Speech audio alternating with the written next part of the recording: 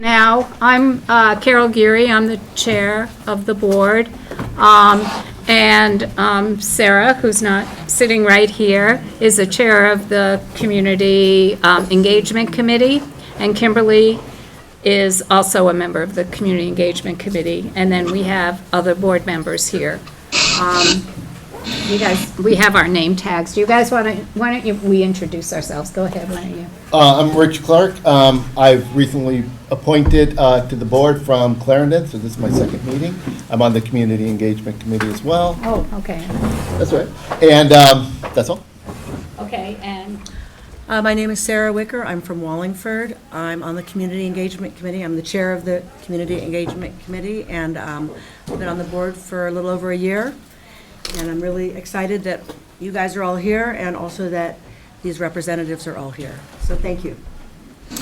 Hi, my name is Gray Wicker. I'm also from Wallingford, and I've been on the board for about a year. I'm on Buildings and Grounds, Finance, and Policy Committees, and I think it's great that we have the public, and thank you guys very much for taking the time to be here.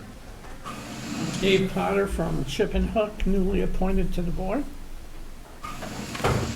Kimberly Williams, I'm one of our Shrewsbury reps. I'm on policy, personnel, and community engagement. and Brian's our superintendent. He keeps us all in line. Stood up at exactly the right moment. Okay, so my understanding is that, Dave, you're going to kind of give us the broad scope of what's happening in the legislature. And then if anybody has any questions, you can ask them. And if you guys, my understanding is you guys will kind of add on. I mean, I guess we're curious how each of you are kind of approaching the issues at the state level, and let us know. Okay, how about, I'll just introduce myself quickly and then Yes. allow the other guys, Perfect. other folks. Okay, Thank you. so, good evening, I'm Dave Weeks, I'm one of your state senators. I live in Proctor. I'm a 1978 graduate of Mill River. I'm the vice chair of Senate Education, and I'm on the Economic Development and Housing Committee as well. Brian, you want to go next? Sure. Senator Brian Collmore, another of your senators. This is my 11th year in the building here. I'm chair of the Government Operations Committee in the Senate and a member of the Senate Agriculture Committee in the morning. In the Senate, we have two committees that we serve on. And I live in Rutland Town, and my son is a graduate of Rutland High School. Chris, you want to go next? Hi, I'm Chris Pritchard, Rutland Bennington. So I serve Middletown, Rupert, Pollitt, a section of Wells, Patty McCoy, that I share with Patty McCoy, and Timoth. And I serve on the House Environment. And thanks for having me. Oh, thank you for taking the time. Senator Williams, would you like to go next? Hello, can you hear me okay? Yep. Okay, you're not going to be able to see me because I don't have a camera, but Terry Williams from Pulteney, representing Rutland County, and I'm on the Education Committee, and I'm also the vice chair of the Natural Resources and Energy Committee in the Senate. And this is my second term, or correction, my third term, second biennium. So looking forward to meeting and talking to you all. Great, thank you. Representative Bosch, it looks like you're on. Hi, yes, I am. I'm Dave Bosch. I represent Rutland 2 District, which is Wallingford, Clarendon, West Rutland, and the larger portion of Rutland Town. I live in Clarendon Springs. 5 of my kids have graduated from Mill River. I serve on the House Commerce and Economic Development Committee. And I'm glad to be here today. All right, thank you. All right. Okay, so I understand from Carol that you guys are interested in things which are happening in Montpelier related to education, obviously. And there are 2 items which I think, so first off, let me just say that in the legislature up in Montpelier right now, we're in overtime. We're about a week or so beyond where we normally finish, but we're not done because we want to address the education transformation bill specifically, and that's our total focus. So there's two items which I'd like to at least give an overview about, just so everybody's kind of level set. The first is H454, which is the education transformation bill. Okay, the second is, if you're interested, is H480, which is the education miscellaneous bill. And there are some items in there which I think you guys would want to know that are unfolding. So I'll start with H454, education transformation. So I'm just going to kind of level set why the governor thinks that we need to address education transformation. One, we've got the highest cost per student in the nation. We've got middle-of-the-road test scores, and they've been declining now for about a decade, thereabouts, maybe a little less. Our high school graduation rates are dropping. It used to be one of the highest in the nation, and now we're slightly above the middle of the pack. There's been a definite decline there. And we've got the highest staff to student ratio in the nation, which is roughly, just call it 4-to-1, just to kind of give you a sense of it. And that margin is dramatically higher than our neighbors, dramatically higher. So the goals of this transformation bill, number one, and most important, is to increase the quality of student academics, the student experience. Everything's about the student. If the bill doesn't accomplish that goal, then we're not going to move forward, okay?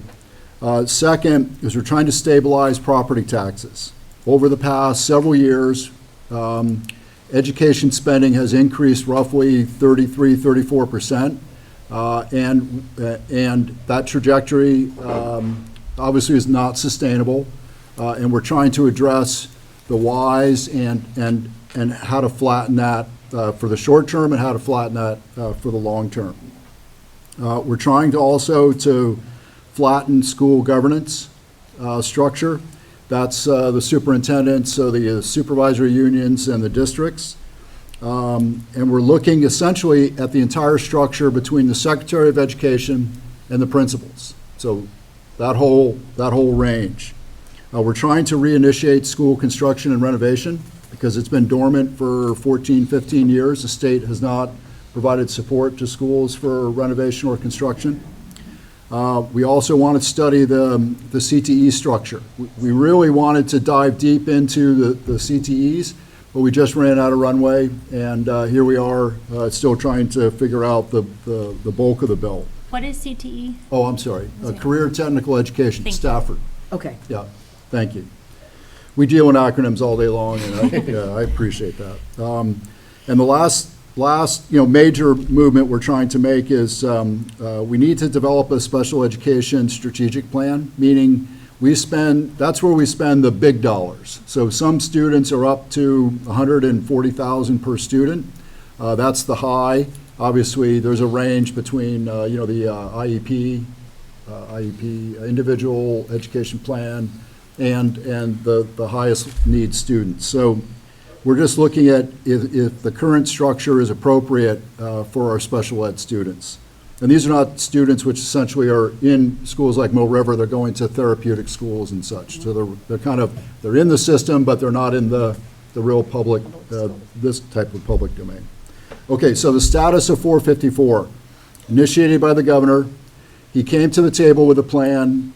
He and Secretary Saunders, Secretary of Education, came with a plan in January. It came through the House Education Committee. It came to the House floor and passed, primarily with Democratic support, which is fine. But then it came over to us in the Senate. Came to the Education Committee. We worked on it. We were working on it the whole time since January, but we didn't actually receive it till maybe about 4 or 5 weeks ago. The bill came out of our committee 6-0, and they very tactically stacked up the Senate Education Committee with 6, so that we had, the dynamic is, it's not an odd number, so the dynamic was we had to come to some consensus. And the other part of the committee, the other dynamic, which I think is really important, is it's 3 Republicans and 3 Democrats with some heavyweight people on there, okay, some very senior folks. So they purposely put us together to try to find a consensus. So the bill as it existed a week and a half ago came out 6-0. So 6 votes for, 0 votes against. Then it went to Senate Finance, which are the money folks, those are the tax people. Passed out of there, went to Senate Appropriations, which are the spending people, okay? Came out of there, that was very recent, and is now going to the Senate floor for debate. And that's where we are. And there's debate, because we've uncovered some things which were really discovered after it came out of committee that kind of caused us some consternation, and I think that's the intel that's getting into the paper and, you know, getting people a little excited, which we'll talk about. Okay, so we've got some work to do. The plan right now is to try to find some consensus with a revision to the bill such that it can at least pass the Senate floor, meaning that it passes by a majority, and then goes into a conference committee. Okay, the conference committee is comprised of 3 members of the House and 3 members of the Senate. And from there, their task is to come up with a compromise plan. So we know that whatever even we do tomorrow or next Friday or next Tuesday, that we have to find compromise, we have to find something which is palatable to the schools, to the parents, to the taxpayers, and that's where we are right now, okay? And I'll give a very quick summary of what the bill actually is right now. The bill develops a student foundation formula, okay? It's like a base formula. Every student gets, the last number that was shared was 14,500. So I'll use Slate Valley, it's the best example. They spend roughly 11,200 per student. So we're trying to find a statewide foundation formula that all the students, so they get a equitable education. And then we add weights on top of that. So we have 14,500, then we add weights on top of it. And the weights are things like we give additional money, there's a factor for poverty, and that affects, actually, shockingly, the majority of Rutland County. So nearly every school in Rutland County benefits from the poverty index. We recognize that middle schools and high schools cost more than elementary schools, so they get a factor per student. English as a second language, which is a bigger issue in the Burlington area than it is here, but they get extra funding for that type of training. CTE gets a factor up, and of course, special education gets a factor up. And so you take the 14,500, you add all these factors on top of it, and that's what the student gets. And that's how the budgeting would be done in this bill, okay? Let's see. We're trying to end the practice of essentially the education expenses coming from the general fund, and we're trying to focus everything on, well, the education fund should be self-sustaining, and the general fund is a completely different animal, and we're trying not to cross-pollinate. And the cross-pollination really happens in areas like mental health. It's a great example, okay? Who pays for it?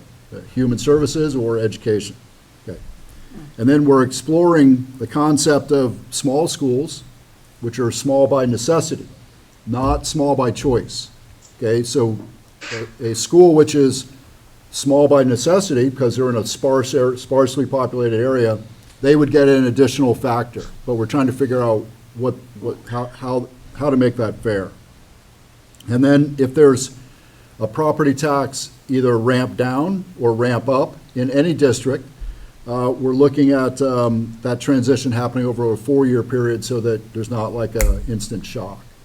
And then the other thing which I think affects everybody in the conversation, which I know is getting a lot of press, is the governance structure. And again, the governance structure is really supervisory unions and districts, is we're trying to look at, well, what's the most efficient way to structure the governance? So how many districts, how many students in those districts, what geographical boundaries should those districts be.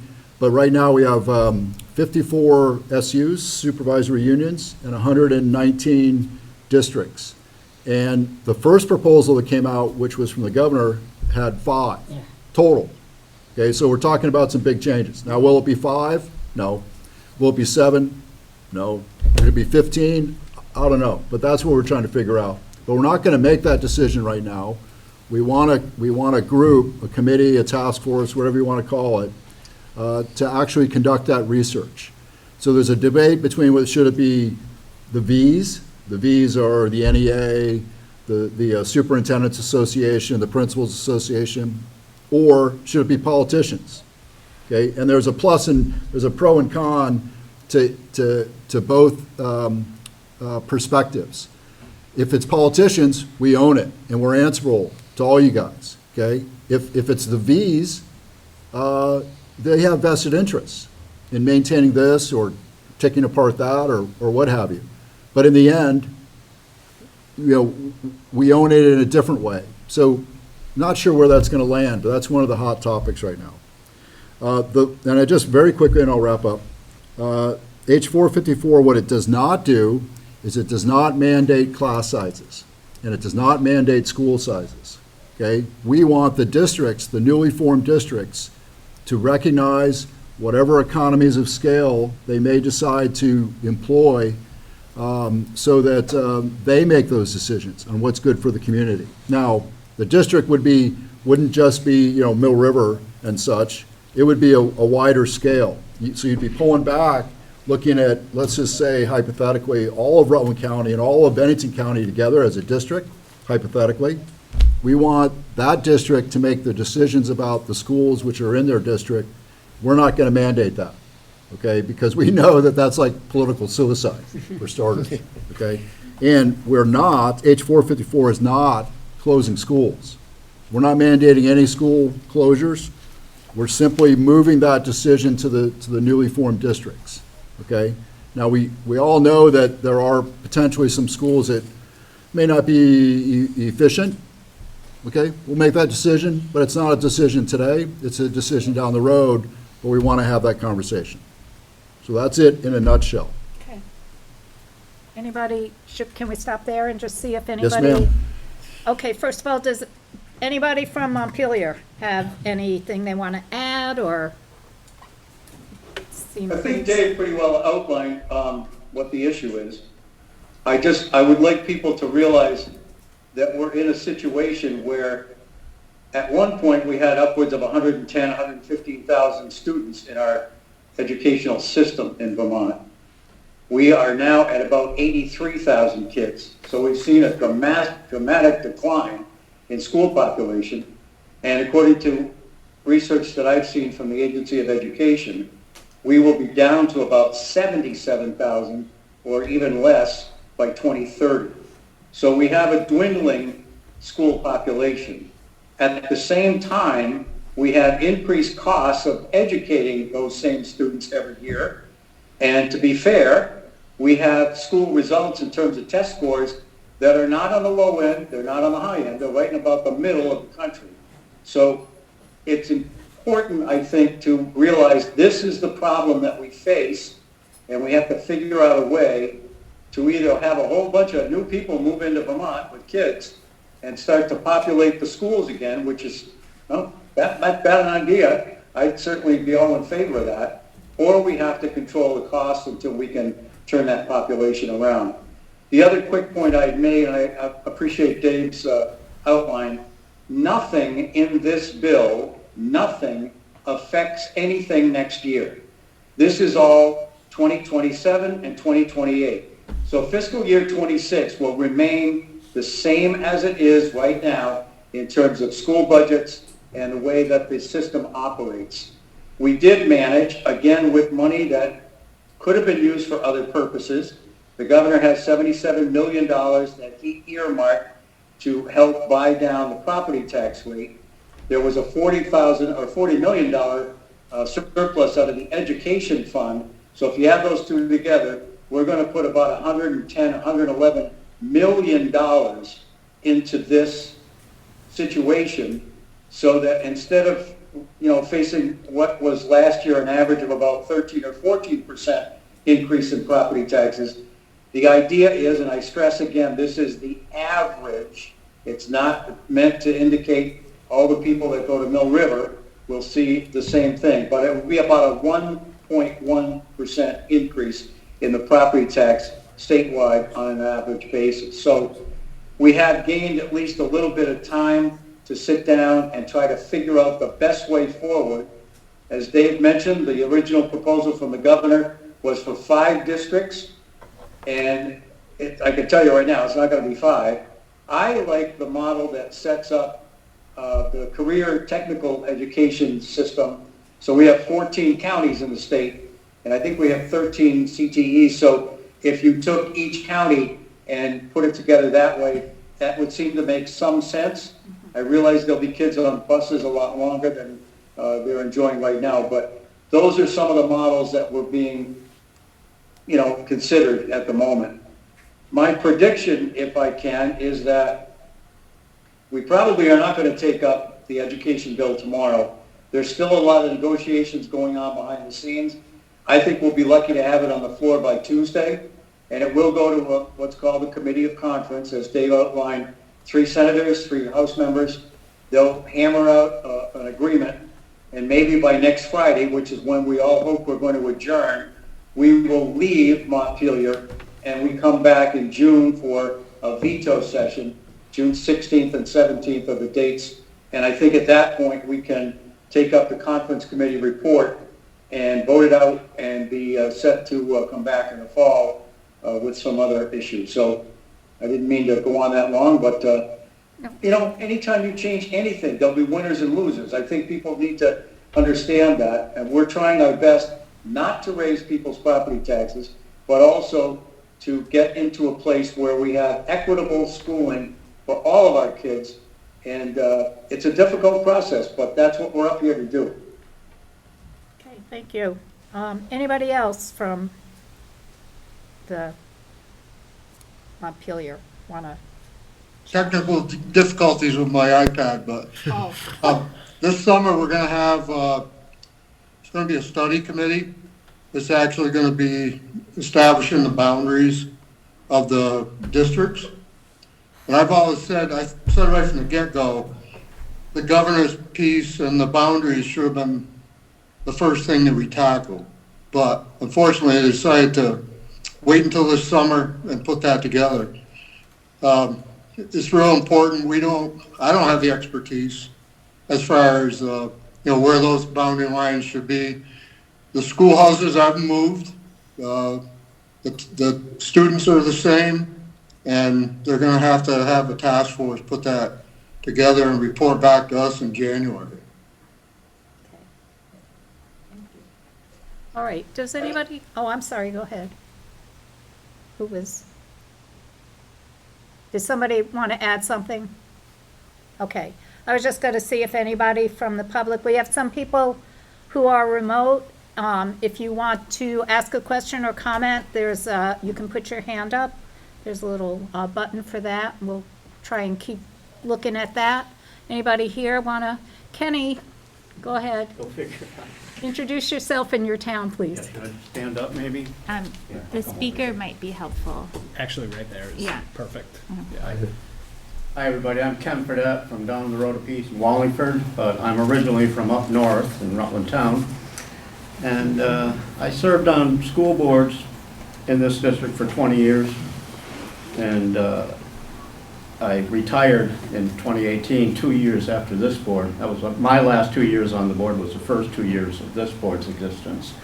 And I came out of retirement last year to be a founding member of the Friends of Vermont Public Education. So I'm back in the game again. I want to thank all of our legislators for coming tonight, for what you do in general, but also for coming tonight, because I know you're a tad busy these days. And Senator Weeks' excellent summation, so I can red pen most of my comments, thankfully for everybody, I'm sure. But one thing I'd like to touch on is, where am I? The mission of Friends of Vermont Public Education is, in a nutshell, any schools receiving public funds must play by the same rules, period. So there are currently carve-outs for independent and private schools, and we'd like to see some of those things, all of those things go away and level the playing field. First and foremost, this means no selective enrollments or dismissals. Schools supported by taxpayer monies must accept all students and provide for their needs, provide the services that they need, whatever those may be. Closely following this is transparency for financials and student achievement. So there are others in the Friends mission statement, but these are the three big ones, and we need to level the playing field. It's long overdue. So I can skip all of that stuff because Senator Weeks covered it all. Word on the street tonight, and I think I'm hearing the same thing, you may have voted, the Senate may have voted this morning on the Senate amended version of 454. They paused the vote. And It was on the agenda, but we passed over. but you hit the pause button. We did. And I applaud you all for that, because there was quite an uproar about things. There's a big discrepancy between the House version and the Senate version, I know that. And I applaud you, and I would say there's a lot of good stuff in the House version that I hope you can negotiate over these next few days and come to something that's workable. I would say the governor's plan, when it first came out, was the 5 district thing was a lightning rod, for sure. You know, but there was a good piece in there for what I'm talking about, is leveling the playing field, and it was pointed out to us by Secretary Saunders and Associate Secretary Jill Briggs-Campbell. Had a meeting with Friends of Vermont Public Ed, and they said, wait a minute, you know, we said, you need to level the playing field, and they said, wait, look at page 30 of the original version of H554. Page 30, the governor outlined that all schools will play by this set of standards. And we said, wow, I don't know how we missed that, and everybody else seemed to miss it too, but it is there in the governor's version. So there's a lot of good things in the governor's version, there's a lot of good things in the House version, and you mentioned something, Senator, about no mandated class sizes, minimum school districts. That's something that kind of bothered me in the House version. It's not one size fits all in Vermont.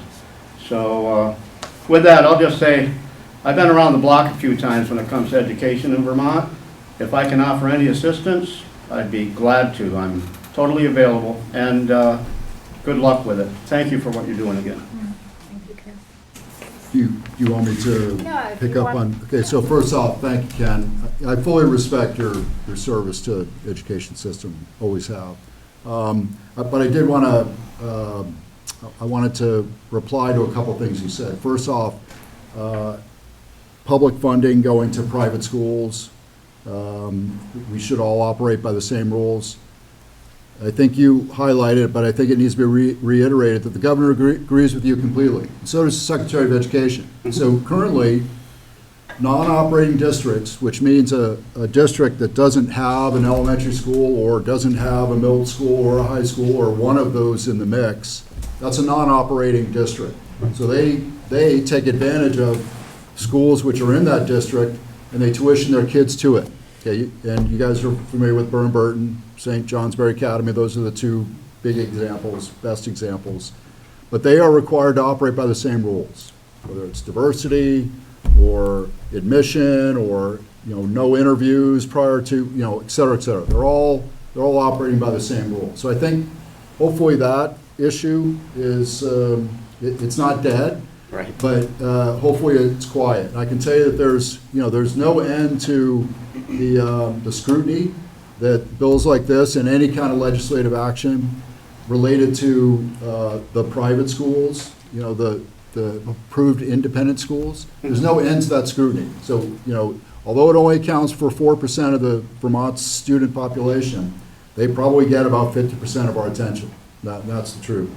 And then you made a comment about the difference between the House version and the Senate version of this bill. Yeah. They're actually not that different, okay?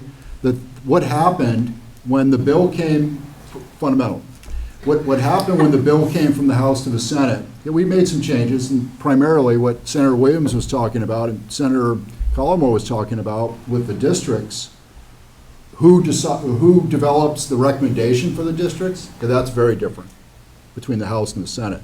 But primarily it's It's all foundation-based, foundation formula plus weights, all that's the same. The formulas and the weights are pretty different. They are different, okay? So, but that'll come out in compromise. That'll come out in But I think negotiation. that's something that we need to be clear with the public, because the public is not always going line by line at the bills. And That's what fair. we say in public is Right. communicating and educating those folks. Okay, so, but the thing that upset the apple cart over the past, and it's only been about 4 or 5 days, or maybe a little bit longer, but it's only been in the matter of days, is when this bill got to Senate Finance, it kind of tripped up over itself because there was a realization that low-spending school districts, and take Slate Valley as an example, it's one of the lowest spending in the state. Everybody was very happy that the foundation formula would dramatically increase the money coming from Montpelier for each student. But then the Finance Committee, to their credit, did what they were supposed to do, and they looked at, well, what's the real effect on property taxes? Okay, so if you're a low-spending district and you have trouble passing your budget and your community doesn't want you to spend dramatically more or more, and as you all know, like Slate Valley Union is under a great deal of scrutiny in that regard. And they had one failed attempt on their budget, and I believe they passed on the second attempt.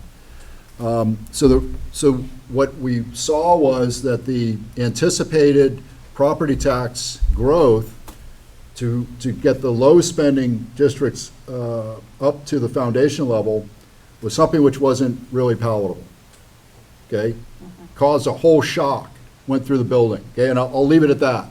But that's what we're in the middle of right now is, well, how do we mitigate that property tax increase? And there may be some increase, but how do we mitigate specifically for the low-spending districts in relation to property tax? That's what the whole conversation's about right now up in Montpelier. And that's what we just came out of committee talking about. Does that? No. Yeah, I'm not used to this format. Oh, where you get to, Can you let Gretchen can talk? you- 'Cause she Oh, is- sorry. you have a question? Somebody else. I actually just Can you wanted just to- state your name and Oh, your I'm town? Gretchen, I'm from Shrewsbury. Okay, I'm a thank you. parent, teacher. Brian, I'm just curious, I wanted some of your opinions. You don't have any skin in the game pretty soon, so you can probably hopefully speak freely. What do you think about the different ways of making the districts band together and have like a lot bigger districts from your perspective as a superintendent? Is that something that is workable, or does that sound overwhelming, or like, what are your thoughts? So, first, I have 2 young daughters that are going to be in Vermont Public Schools for a long time. Well, yeah, So, you I know always what have you- skin in the game. It's Lots of really skin. nice. Yes, that's true. Good point. Good point. So I care greatly about what happens because I will be working in education and my daughters will be. I think that's a great question, and I think that's something that regional superintendents have been trying to communicate to our regional representatives, that we are more than willing to explore consolidation. There are definitely some challenges with sorting through consolidation because at the local level, you know, you have a lot of folks who have a lot of strong feelings attached to schools, and those are very challenging conversations to have. And I think it's hard to do that work all across the state unless we're all working together to do that work. So that's a really tricky thing because we need to do that work locally, but we need the support of the state to do that work. And I think when we saw Act 46 play out, it didn't really work the way that it was intended to work, I don't think. We saw some places benefit, some places not. We saw some places merge and costs actually went up. We were lucky we merged and costs went down, but we had a very different scenario from other places. I think there's a challenge when we look at the committee that's going to be formed over the summer to do this work of redistricting, when we say that, you know, on the one end, there's a danger of it being political because it's a certain group of people, legislators, doing the work of redistricting. Well, on the other hand, if you just let the V organizations, VPA, VSA, the Special Educators Associations, those folks do that work. I thought the House bill actually had a great plan that was both of those folks coming together to do that work. And I think it's important that people know that that was an option. because that starts to, coordinate across the state doing the work in a way that it can be equitable for everybody, but it keeps local people involved. And I think that's a very, very challenging needle to thread. But I think it's important that if we're going to do this right, we have to thread that needle. Does that answer your question, or is that too big picture? Sort of. Do you think that giant districts would be, like, we think we're being sold that, like, it would make costs go down because there'd be less of superintendents, but would there be enough community involvement? Well, like, what do you think the balance would be? I think you can do it. I think it's hard to do it. Because I think we merged in a way that we did cut costs, but we've retained a lot of our school's personalities and connections to the local community. There were losses. There absolutely were. Well, you kept schools open. We kept schools too, open. Which is yeah. not going to be the reality here. And we have schools that have intervention services that are, larger than they were 10 years ago. So as we've had cost savings, we've tried to be strategic about how we have flexibility now across the district of having an interventionist that works half-time in one building, half-time in another. So you can do some interesting things. That economy of scale doesn't always mean you're closing a school. It could, but it doesn't always mean that. Is that fair? And I didn't come here to talk all night. I did. We have wonderful legislators who are here that you can all call me So tomorrow. let's let Dave, you want to? Yeah, just a couple of seconds, just in response to the young lady from Shrewsbury. So first of all, when there were discussions about even making Vermont a single school district. There are hundreds of school districts which have a student population equivalent to over 80,000, which is where we are right now in Vermont. I'm not going there, but that was, that's the scale. We could go from one to remain where we are, do nothing. So it's every possibility in between. So I'll tell you that the first person that ever mentioned, actually the first group that ever mentioned the need to look at the efficiencies of the governance structure, again, SUs, superintendents, districts, were the superintendents. Mm-hmm. That shocked me. I mean, every superintendent I went to said the same story. I'm like, okay, well, kept getting a consistent story. I thought that was important, and I just kind of put it in the back of my head until all this popped up. Okay, so I'll leave that where it is. So what we're talking about, Brian used the word consolidation, I believe. We're talking about consolidating districts.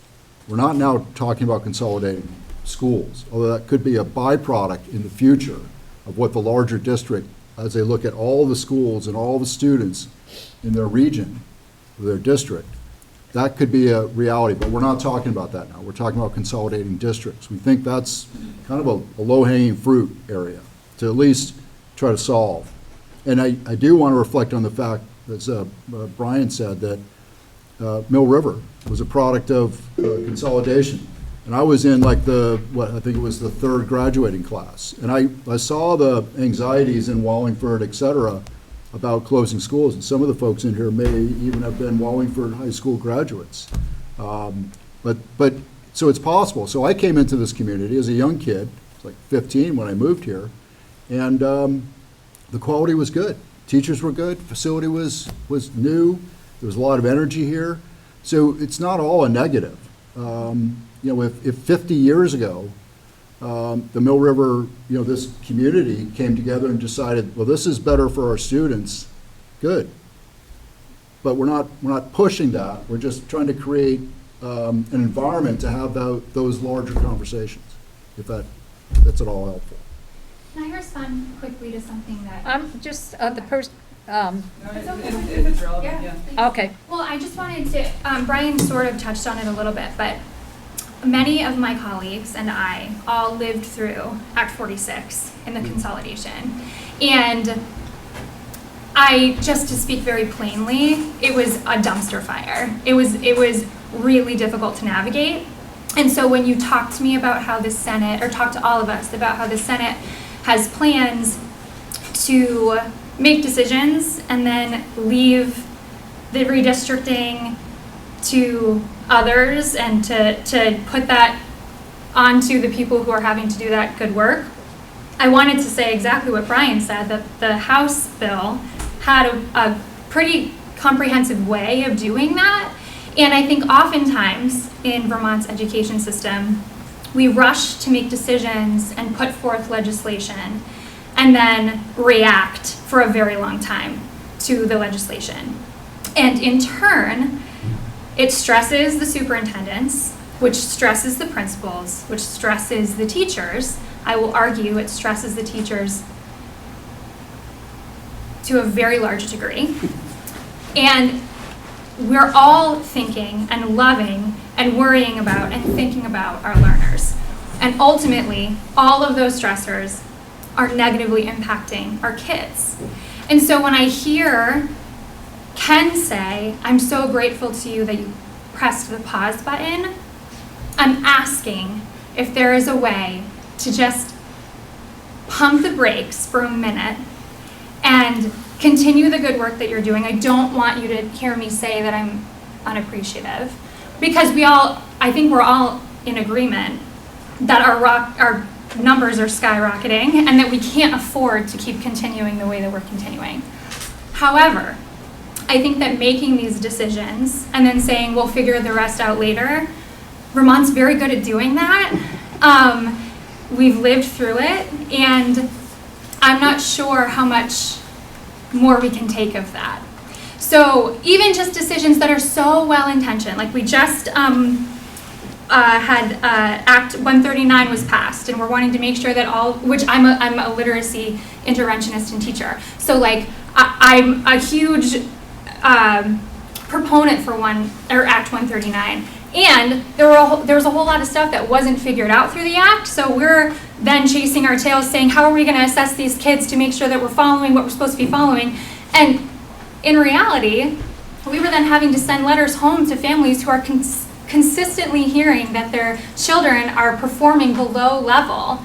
And here's another reminder of it. And here's an assessment that we had to give to all of these children who didn't need the assessment because we're already putting those systems in place. That's just one example that happened a couple months ago, right? So when I hear, like, we need to get this passed through, we need to put it through, we're going to put the people in charge of it who need to be put in charge of it, it's like I'm readying myself for battle, because I know ultimately I'm going to be responsible for caring for these children in a very chaotic and I'll just say difficult environment.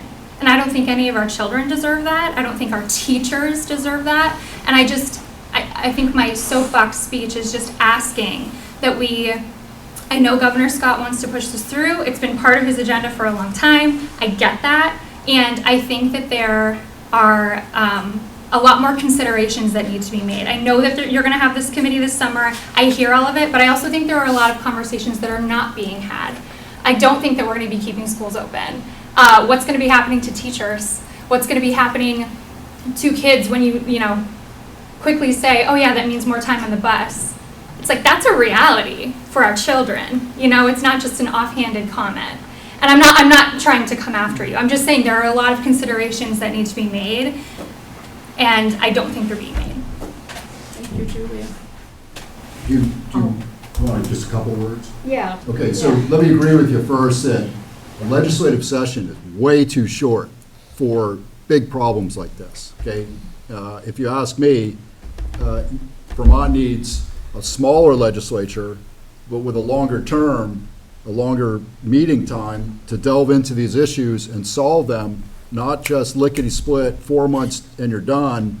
And guys like us in the Senate, we're on 2 committees. We're dealing with housing issues, we're dealing with homeless issues, we're dealing with the economic stagnation of certainly the county, but I think this entire state.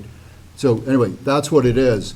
Yeah, we're in overtime now, and we're trying not to make big mistakes. And yes, the governor's putting pressure on us, but that's the reality of where we are in the system that we have in Vermont right now. So that's just one bit. The Act 139, the literacy, yeah, we tried our best. That was last year. You're living okay, there are some changes in the miscellaneous bill, which we're working on right now as well, that we're trying to address some of those shortcomings. but it was probably about, 80, 90% good, and a couple things that we needed to tweak. And that's what we learned when we, again, maybe move kind of fast, but we're moving fast because our duration is short. We're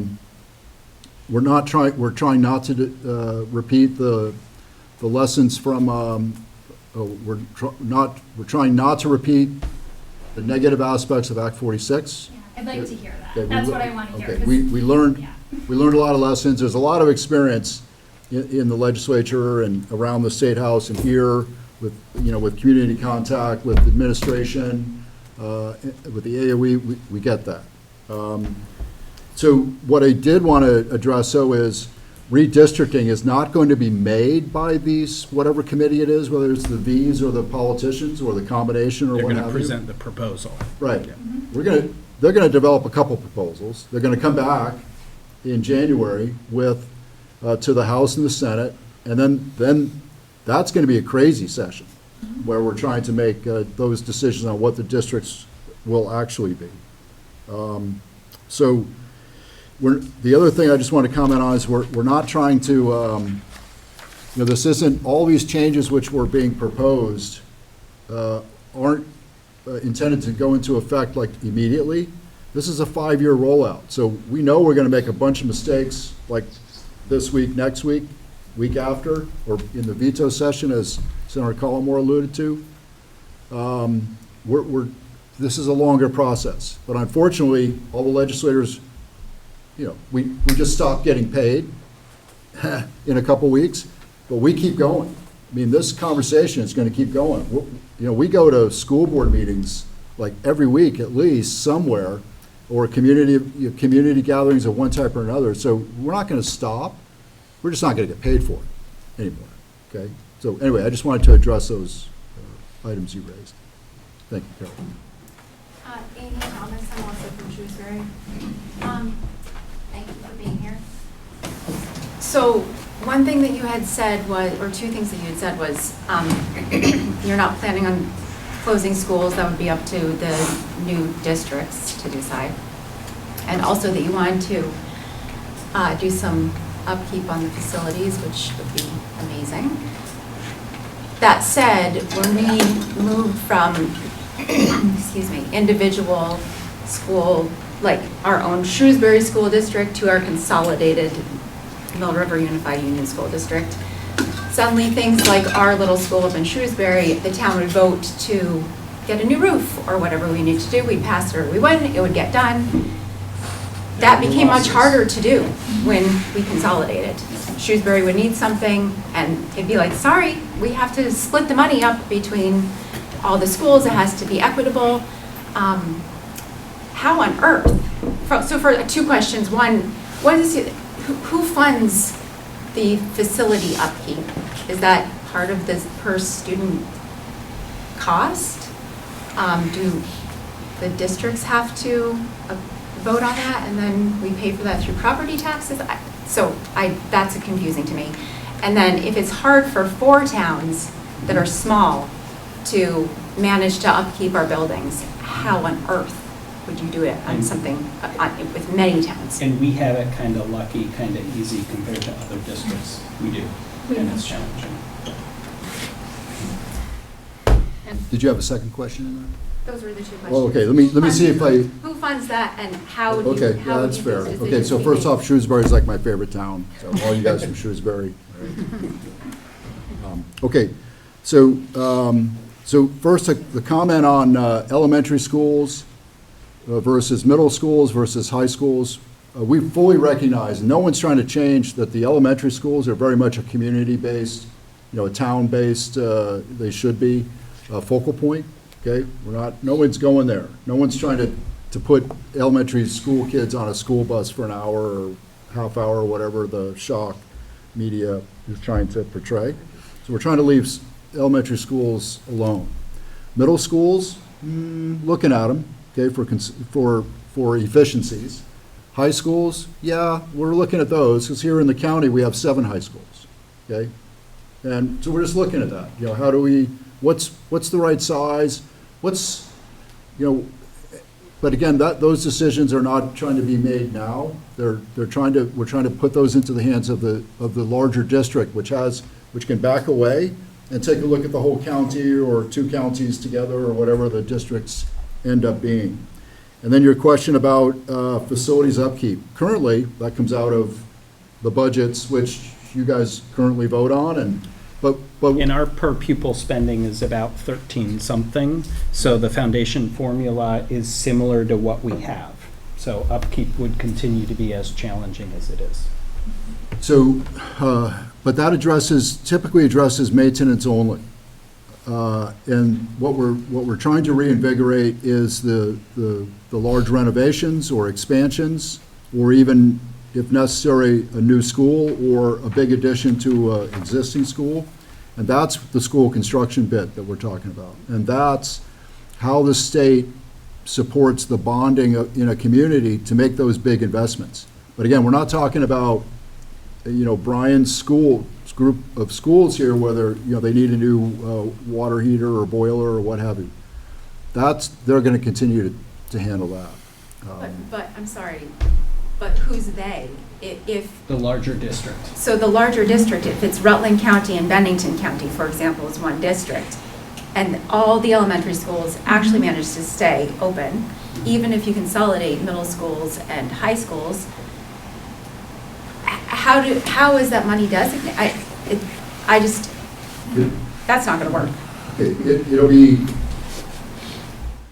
so I'm not sure which part Carol, won't do you work. wanna make sure Ally has a chance to? So what we're trying to do is, the maintenance is still decided as it's currently decided at the, on a per school basis on what's necessary. The bigger construction issue is part of the bonding effort, which we're trying to earmark money to help fortify that. Have some time. And that's in the order of like somewhere between 20 and 40% of the bond we want the state to be responsible for if that renovation, that big renovation or that construction, just like Mill River, supports the overall district's requirements with number of students, the quality of the education system for the students. Okay, that's where that would go. And you asked about savings. So the estimate, it's just an estimate from Joint Fiscal Office, which is the financial folks that advise us in Montpelier, nonpartisan and all that kind of stuff. They estimate that with these district consolidations that will save in the short term $200 million. And that's a very conservative estimate. So that's big money. And that's money we intend to reinvest into the schools themselves. So we have less than 10 minutes left. Ally has a question, and then I think we're going to have to wrap. Right. Oh, I'm sorry, yeah. Yeah, Ally can go first, I don't care, but I'd love to ask my question. Okay, why don't you go, because you had your hand up. Yeah, it's twofold, I'll try to be brief.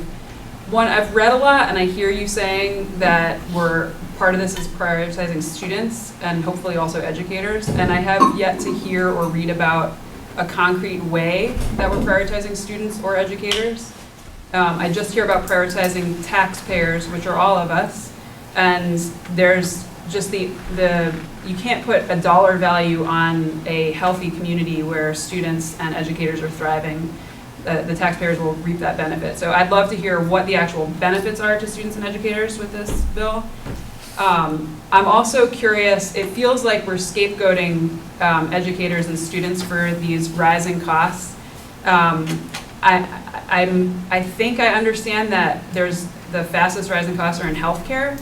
I'm not sure why there's not a discussion around pulling healthcare coverage out of school boards and adding all our educators to, as like all the other state employees.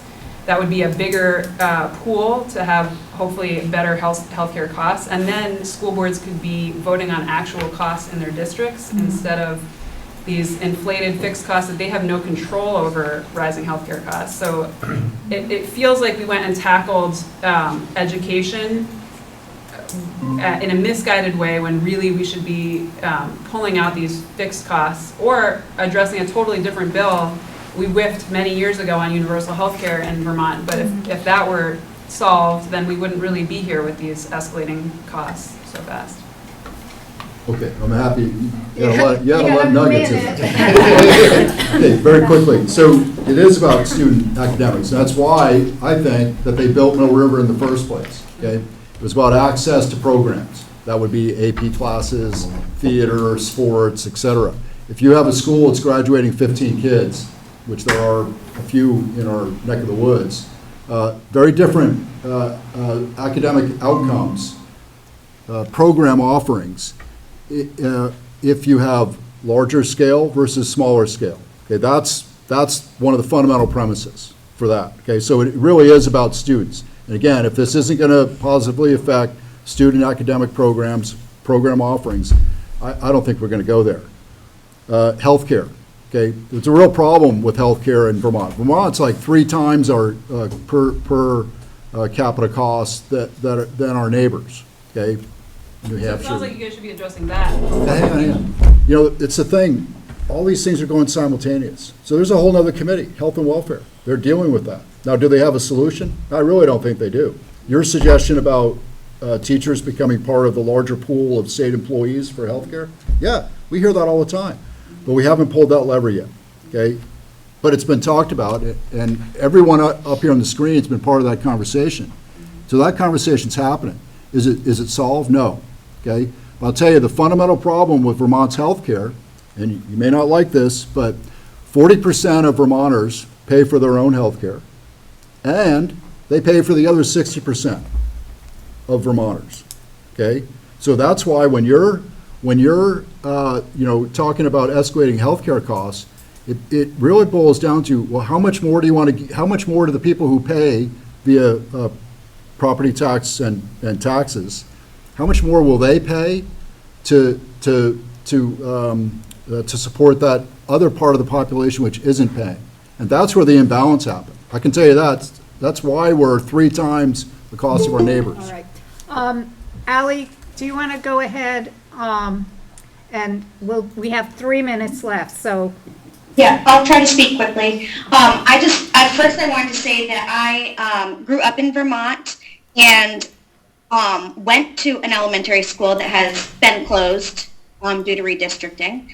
But one thing that I really value as a school employee and have in 2 districts that I've worked with is that our superintendent knows all of us by name and face.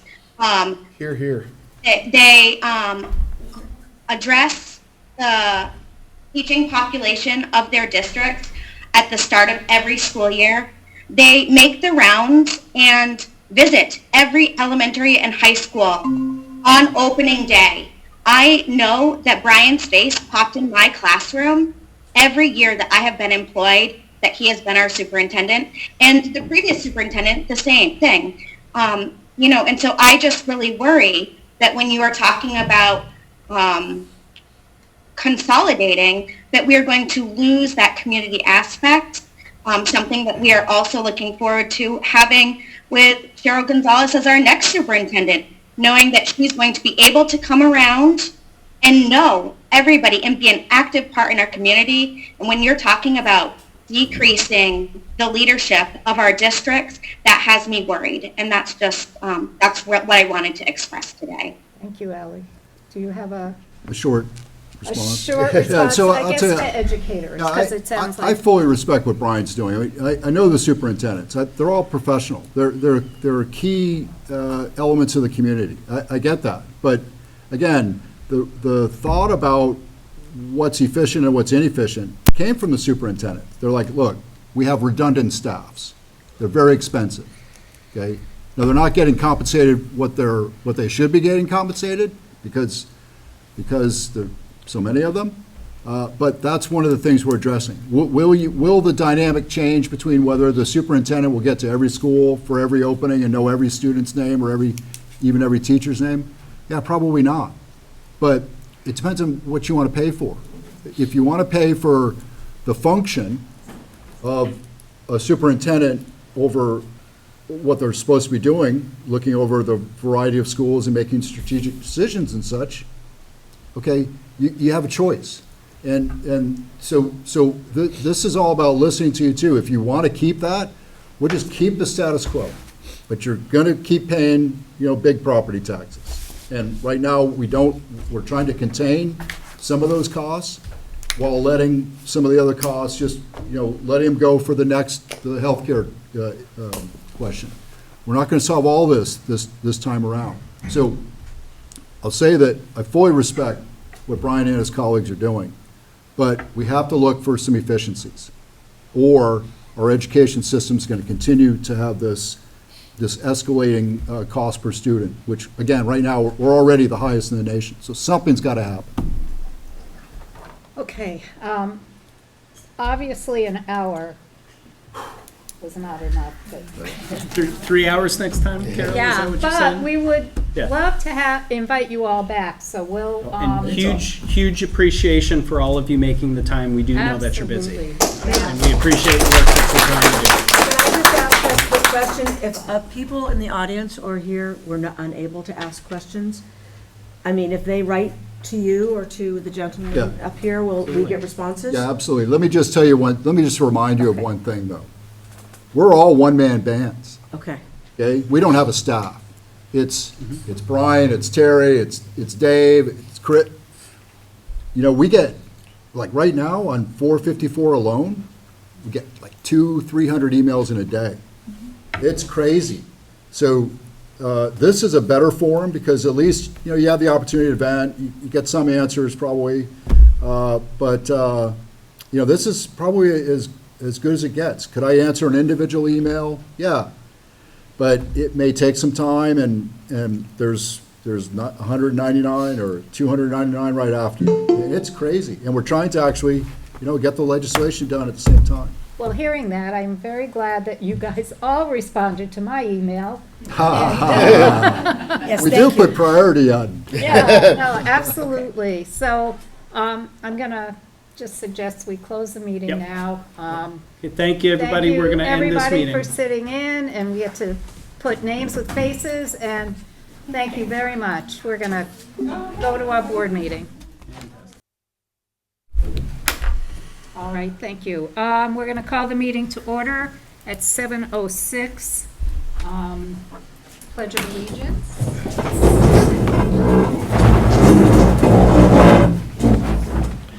Pledge allegiance To the flag of the United States of America and to the republic for which it stands, one nation, under God, indivisible, with liberty and justice for all.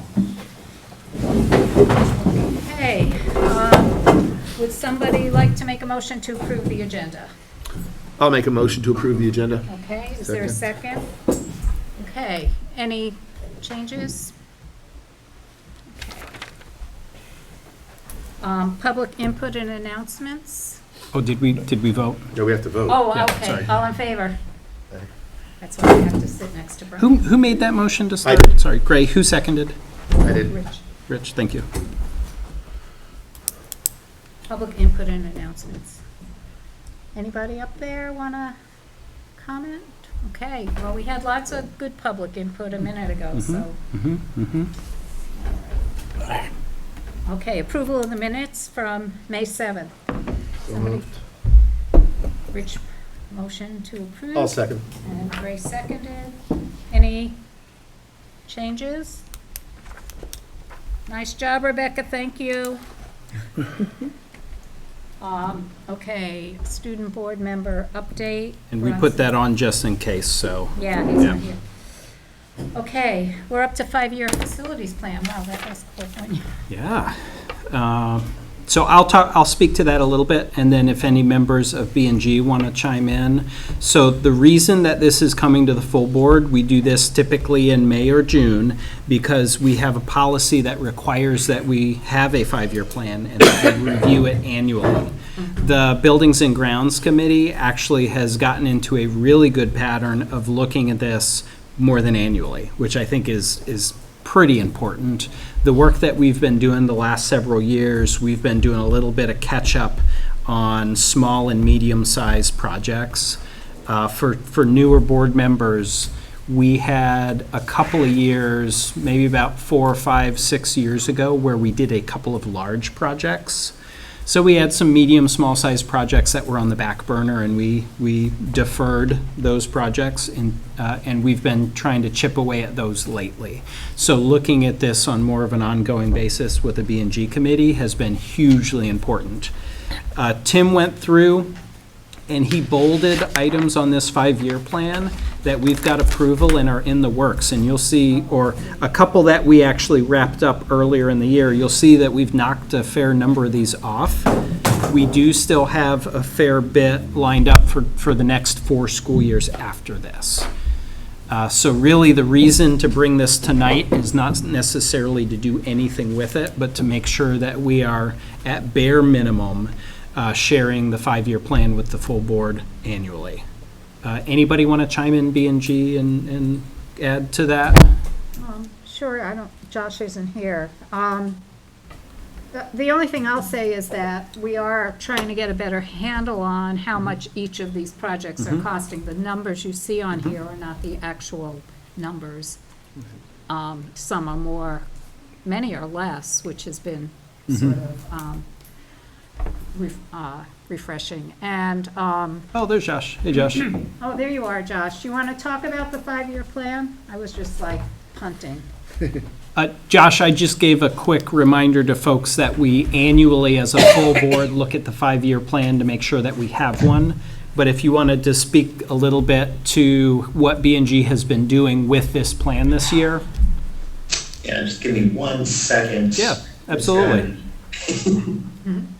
I mean, the only thing I was going to say, Josh, is that now we're trying to line the budget up that we have with what's already been allocated, because we don't always, like, we approve things, but it's still on there. So we don't have a clear idea, really, of how much money we're working with. And that's a little bit of a bookkeeping challenge, because when we approve a project in the B&G committee and it comes to the full board and the full board says, great, we're in, let's move on that. Like, let's say the gymnasium floor project. That doesn't necessarily manifest in our financial software. Right. There are other steps that have to happen before money is encumbered in the system, and the lag time can make it a little challenging when you want to figure out, well, how much do we have left to spend? So that's something that takes a little bit of figuring, working with Stan in the business office and Tim putting his head together with Stan. You know, we can ballpark, like we can give you a pretty quick, like, yeah, you probably have about $200,000 left to work with. Takes a little work to get to that ballpark. To get more specific does take some accounting, absolutely. I have a question. Yep. About big ticket items. Yeah. Like the gym floor is a great Yeah. example. Yep. What is the rule or the law about doing fundraising for projects like that? Like doing community events? There's nothing that I'm aware of that prohibits us to fundraise to contribute to those projects. So like have bake sales Stan will or jump events. in if there's anything he's aware of, but no, we can raise funds to do that work. Because you can raise a lot of money doing that. Yep. Actually. Okay. Yeah, there's no restrictions on fundraising. The only thing is you gotta just account for the money and make sure the money is used for what you raised it for. Actually, I have a further just follow-up on that. What if somebody who wanted to, was willing to make a sizable donation? Absolutely. Could it be named after them? Like they do that in institutions. Yes, that is something that we try to be mindful and careful of in not setting a precedent that, you give us a lot of money, you get something named after you. We try to focus on honoring individuals who have had very large impacts in our schools and our communities. So, for example, a longtime staff member who, spent their career here would be somebody that we would honor. Maybe if something tragic happened to a staff member or a student, that would be something we would try to honor. We typically don't put your name on something just because you paid for gave us money. Yeah.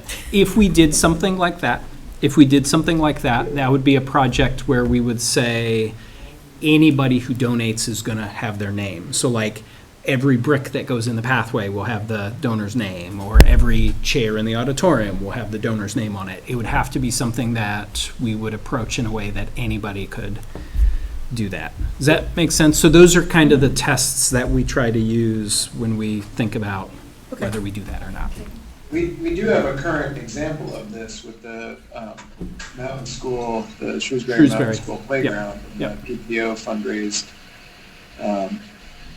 to that. Yeah, absolutely. Josh, did you want to add anything? And then Gray has a question. No, Yeah, I passed. I was going to make Stephen's point about that's what happened with the playground, and then also the language program in Tinmouth is funded through is outside funding source. So we have examples of it happening in our district. Okay. And then my one more thing would be the other thing in buildings and ground. I think maybe Carol said this was we are trying to do a better job of tracking as we're going through, because we kind of sometimes get lost in the weeds with that. Well, that's my spiel. And that's actually a good sign, because it used to be that we had so much money that we could pick almost any project and be safe. And I think that was a bad thing. We had a couple of years where we just weren't spending our building fund. We were dragging our feet a little bit. So I think it's a good problem to have, that we're going, wow, we've spent a lot of it. Let's make sure, what do we have left? You know, that's a good sign. We're doing good and work also then. trying to have an emergency. Yes, we do retain some still of it want- for an emergency. So we talked about what that should be and how Yep. much that should be. Gray, would you like to? No, I'm good. I'm all set. Thank you. Okay. All right. Anything else on 5-year facilities? Questions? Okay. F28 Student Wellness update. This is another one of those fun ones where in the actual F28 policy, there's a required annual update. So we bring this to the board about this time of year, sometimes a little earlier in the spring. We've got some answers to some questions here addressing how we're meeting the policy. And then we've got a little bit of an update about recommendations on the policy. So if you have questions, Jody and Stan can field those questions depending on if they're on the curriculum side, if they're on the food service side. And then the recommendation at the bottom is that we're in good shape on the policy. It was updated in 2023. We do need to review it at least once every 3 years. So not all of our policies say anything like that, but our wellness one, when we have our food service audits, we do need to make sure that that is at least within 3 years. So that is not looming, but something to file away for a couple of, a year and a half from now, you probably want to take that one up again for review. So what questions do you have for maybe Jody or Stan?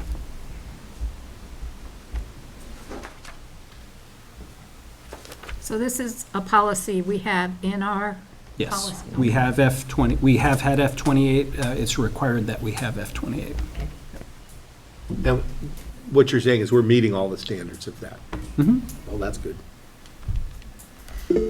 Rich? I'm seeing nutrition, physical education and stuff. Mental health, where? That is not something that is addressed in F28. If that's something that we wanted to think about addressing in F28, we could. We'd have to revise our policy. That is, go for it. Sorry. Standards of mental health are a part of the health curriculum at both the middle and high school level explicitly, and are addressed at a developmentally appropriate level at the K-6 level. By developmentally appropriate, I mean that we talk about recognizing our feelings and managing frustration and those sorts of things, so that zones of regulation.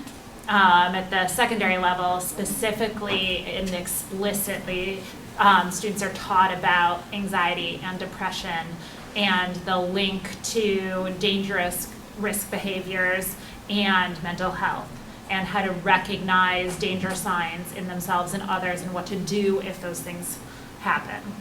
But we don't have a policy about We that. don't have a policy, That's but just it's part of but it. it's part of the state curriculum and best practice. And we follow the education quality standards for number of counselors we need available for students, things like that. So there are definitely things we do, and we can answer questions on that. It's just not a part of this actual policy.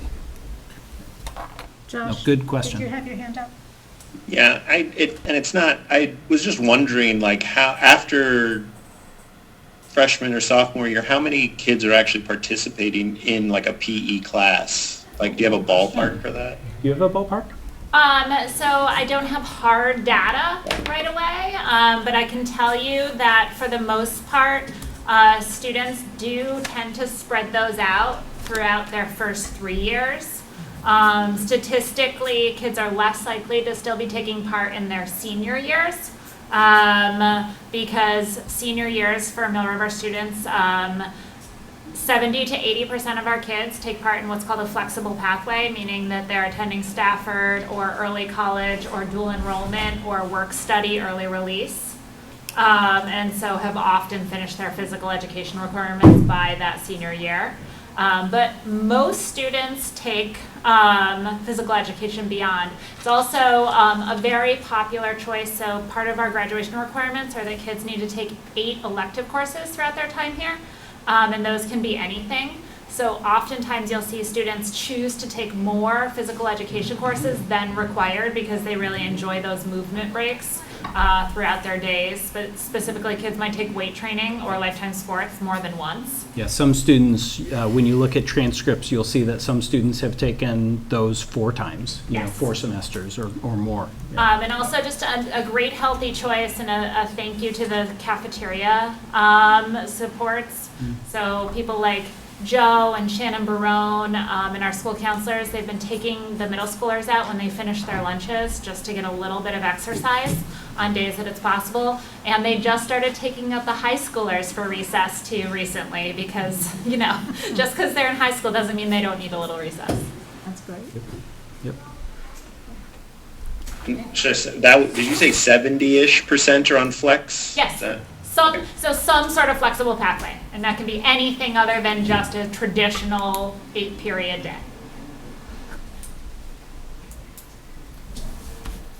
Okay, anything else? Anybody wants to comment on this? All good? Okay, the food service contract.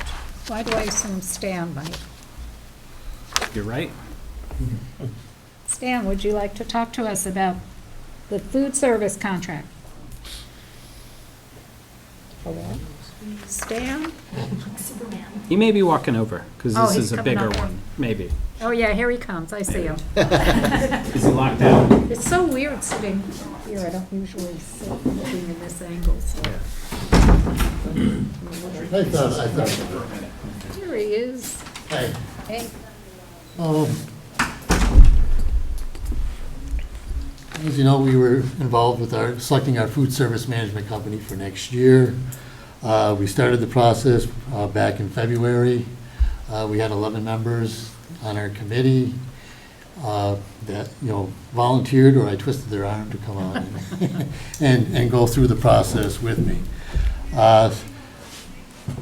So basically, we did an evaluation of all the proposals that we received. We advertised on the Vermont municipal bid site. We actively reached out to food service companies that the state sponsors. We got that list, and we ended up receiving 3 bids, or 3 interested parties. And, unfortunately, it wasn't anybody new this time either. It was the same 3 companies that have bid here in the past and have worked here in the past. So we did our scoring system.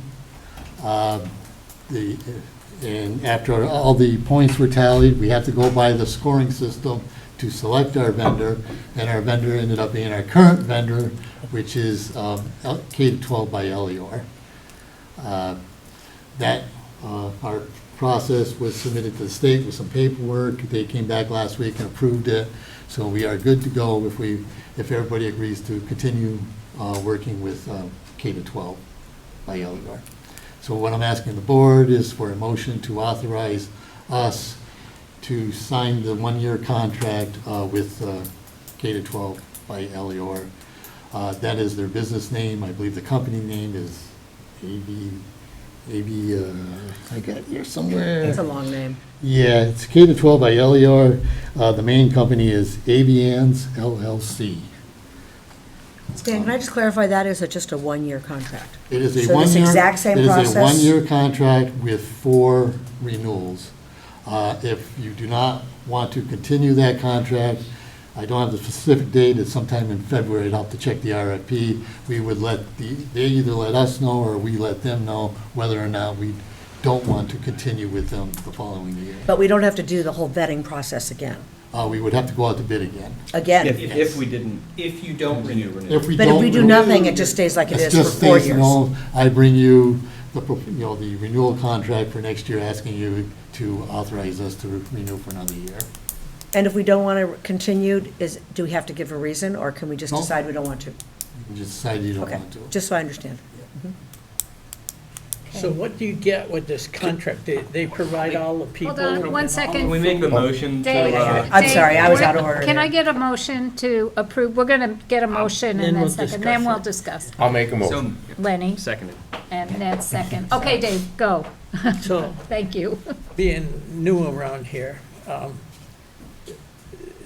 what are we actually getting with this contract? Can you explain that? And how have things gone with you said that you've had this existing company Yeah, for we've at had least them for 1 10 year? years. Pardon? We've had them for 10 years. now. Okay, so you have a lot of experience. We've had a lot of experience with this company. What they do, they're called the Food Service Management Company, and what that is what they do. They manage the food service at Wallingford, Clarendon, and the high school. And they hire all the people? They hire the staff. We have input as to whether or not we like the staff. If we have problems with that staff member, we can request that staff member to be removed. But they do all the hiring, yes, and they are under their payroll. We just pay a fixed price per meal, is what this contract is. And one of the big reasons why, one of the main reasons why they ended up getting the contract is they were quite a bit lower in their pricing than the other two. Their annual cost was probably about $36,000 less than the next bidder. How much more was it than last year? Good question. I wish I had that information for you. Surprisingly, it's not much higher. I'll have to get back. I can actually, Yeah. I'll let you know. I can go back to my desk and find that for you, but Well, I mean, I was your surprised. committee, I was surprised with their per meal number was not much higher than what we're paying this year. Yeah. But they feel they can do it. But you do get concerned with that, whether or not they're gonna do shortcuts. So you do have to keep an eye on them during the year, that they are producing the same quality as they have in the past, because they are a for-profit company. And the general input from all the stakeholders in the committee was that they were providing good food and good service. It was quite positive. Yeah, we had a student, we did have a student on the committee, and he was very strong in his opinion that he did like the food that they, which you don't always hear from in regards to. So do students have choices? I'm assuming they do, to a certain extent? They do have choices. There's more choice at the high school than there are at the elementary schools, but they do have choices. Okay, Josh, want to go? So when we do renew it for the next year, is there a price increase that's already built in, or do they come up with a new contract with a new price built into that? Like, I know they've come back, previous years, they asked us to increase the price, but it wasn't during one of those periods. So like, how does the next contract price work if we're doing the renewal for those 4 years? That's based on it's in the RFP. I'm not sure what the CPI number for. Oh. So it's tied to the CPI? Yes, Okay. there's a maximum number. The state will put that out in probably May, stating this. But you don't have to give them that number. We can negotiate that number if we feel it's too high, or we don't know if we feel it's not worth allowing them. We have never rejected that CPI number. We but can't go could. above it, though, right? Is that Right, you accurate? can't go above it. If they wanted to go above it, we'd have to go out and rebid. Okay. We wouldn't be able to accept So that. it's capped by the CPI? Yes. Okay. So there's an incentive to them if they want a renewal and to not have to go out to bid to be within the CPI. But you could negotiate if you wanted, if you thought that number was too high for the service we were getting. Rich? Just for my own edification, looking at the summer breakfast, lunch, snacks number, what's the criteria for the summer access to the program? Is it pretty small numbers? The summer program is a closed site, so it's only the students that are within that program that have access to the meals. This is our summer school kids? Yes. Okay. And you estimate that, because they look like precise numbers.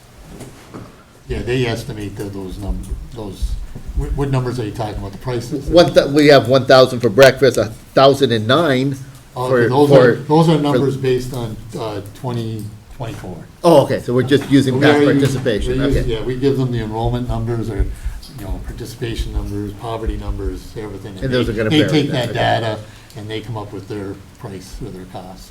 Thank you. Josh? Yeah, and maybe I missed it too, but how much are they charging per meal versus what we get reimbursed for meals from the state? Do we know that,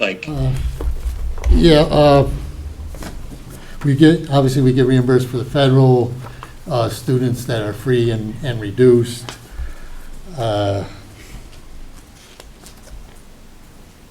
It's okay if we don't know, but basically. I can use based on this, the number that pops into my head, like for this year that we're getting $4.71 per meal for lunch. Their bid price for next year is $4.42. Was less than what we get reimbursed? Yes. So we try to make, So they try to show that, they're producing, they want us to make money, but they also want to do well and make money themselves. Wow. Because in their proposal, I don't know if you saw in the beginning of it, they said, based on these numbers, we project that, a $75,000 surplus for your program for next year. But they could actually lose money because if Yes, there was because it's a an bridge event where the school was closed for a month or a pandemic, there's still. That's an interesting point too, because we had them throughout the pandemic and they worked incredibly well with us, I feel, and I think we've had this conversation, you'd say the same. They were very flexible in figuring out how can we try and provide meals, how can we make this workable, because we were running meals out on buses for a little while, we were doing pickups for a little while, and they worked with us, which was really good to see. But, Let's hope that doesn't happen. But they did lose money. Yeah, I would think so.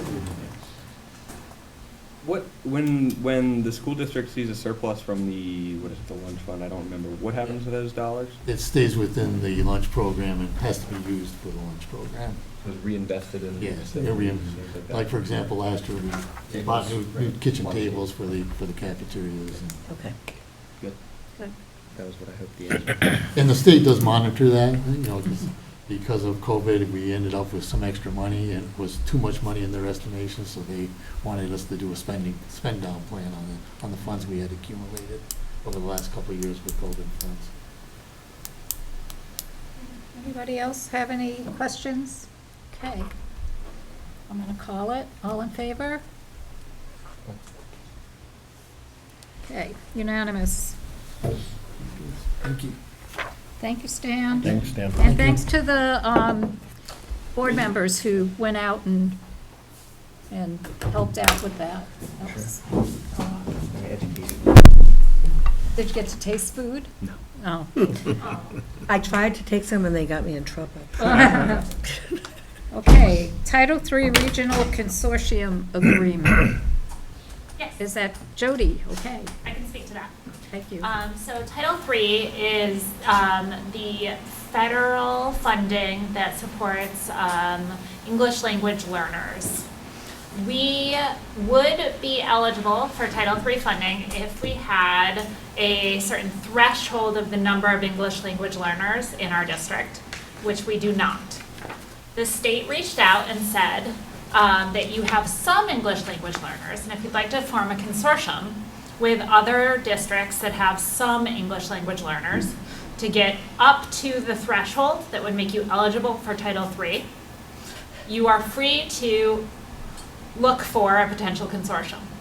So I don't ever want to leave money on the table if we can help it. So I reached out to the Southeast Education Alliance, that is my colleagues in Rutland and Bennington counties, and said, is anyone else willing to form a consortium? So Skylar over at Bennington Rutland was willing to be the host for that consortium, and had even already started talking to a really well-known professional development provider about providing some local professional development in the area of ELL learning. We've had a significant increase in our district. We went from no children a year ago to like a 900% increase for us. 9 children? Yes. And so it's really important that we do provide some learning for our adults because we traditionally have not served that specific population, and our teachers are hungry to learn how they can better serve those students. So what I have for you is a agreement that we need to sign for Bennington Rutland to be the fiscal agent for those Title III funds. What that means is that they then get the Title III funding from our district and the other districts that are forming the consortium, and then they use that federal funding to set up this professional learning that then our teachers are eligible to go attend. Otherwise, we just are not eligible for that funding. Anybody? Well, do we need You have to- do we need a motion to? Yeah, we need to, do we need to make a motion to sign it? Yes. Yep. Okay, Okay, well, I'll make that motion to sign the consortium agreement. okay. I second it. Ned second. Somebody second. Somebody second. Ned, we're gonna call it Ned. Okay. Now, questions. So, this is kind of a dumb question, but English language learning for teachers, just what does that mean? I don't understand. So it's just how we can better serve students. So traditionally, our district has not served a lot of students where English was not their first language. So this specific training is how to serve a student in your classroom who may have limited English proficiency. Got it. Okay, I understand. That makes sense. And so for the early, I assume we have faculty who want to participate or who, for the early ones, are we matching it to where the needs are, or are we finding the teachers who want to engage in the professional development, and then eventually they will be or will move students into their classes? I'm just trying to understand how it works given small numbers. So what happened this year was when we had students move into a place, our teachers just started serving them. So, we have small schools. And so if a student moved into a town and they were in, say, the 5th grade, they would go into the 5th grade just like any other student who moved into a town.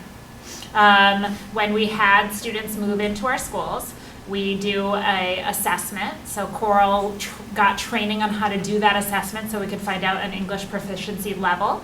And then we changed around our professional development plan this year so that Coral could work with small groups of teachers who suddenly had English language learners in their classes to provide some on-the-spot training. We changed a plan for Mill River Middle and High School to do a one-day quick, hey, this is what we can give you, and so we reacted on the spot to these population changes, and now we want to do these longer-term things. But kids just go into the classes that they would be eligible for, just like any other kid. So we want to react quickly to do what we can, and then we want to make longer-term plans to do better. Josh? Yeah, so I have a question of how much do you think like the amount of money will be that the grant would provide? And because my real question is, I'm assuming what happens is they take the class, they do something, then we ask for be reimbursed. And then what happens if, I guess, does the state have the money already? Or do we have to go ask the federal government for it again? Because that seems a lot more questionable than, I would never have had to ask that question before. But so like how much, so if it turns out that, oh, actually this grant money doesn't exist, what is that amount of money-ish? Do we have a ballpark, or is it too early for that? Yes, so I have to ballpark because one district had to leave the consortium. So I think for the 3 districts left, it should be in the area of $20,000. So our part would be about 8 of that. And to answer that other part of your question, Josh, should we be nervous about, are we going to get this reimbursement or not? The Title III funding is going to be similar to other title funds that we use, Title I, Title II, Title IV, and we have a pretty good pattern of writing those grants, getting approval on those investments, doing reimbursements. That funding, my understanding is that it is already set for next year, so that's not something that could change. Future, further, more distant future, yeah, who knows? But we're pretty confident that we would enter into contracts and be safe with this next year, if that helps. Nick, so, and then just kind of going off of that, we normally pay for teachers a chunk of money that, you know, for further education, right, for our teachers. Yeah. And so like this would this falls into that kind of category, but instead of having the district pay for it, it would be a grant funded for it, right? So like these teachers could be taking a class without the grant funding, and we would still be paying for a portion of it, right? Yes, this would not be part of their contractual continuing education credits. This would just be a optional offering where, you know, where if this was approved, we join the consortia, we find out which days the professional development is offered, then I reach out to folks that I know are serving our L population and say, oh, heads up, we have this opportunity.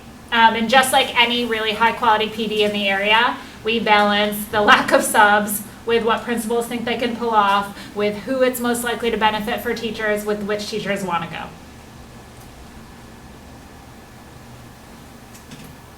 And put all the puzzle pieces together.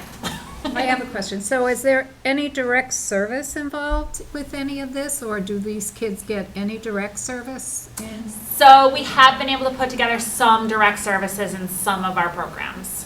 Well, I know back in the day, there used to be like one person for the whole county who would come in and, you know, do the evaluations, set up plans and do all that for kids. Is that happening at all, or?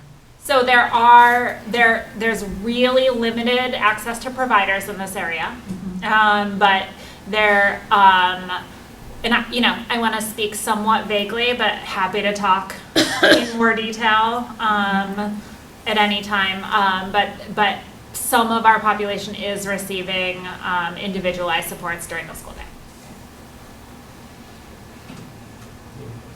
Carol? Oh, hi, Dave. Yeah, what kind of outcomes have you had with students previously? Too soon to say, probably, right? Yeah, so these a lot of our students have come throughout the year. So we haven't even had a full school year.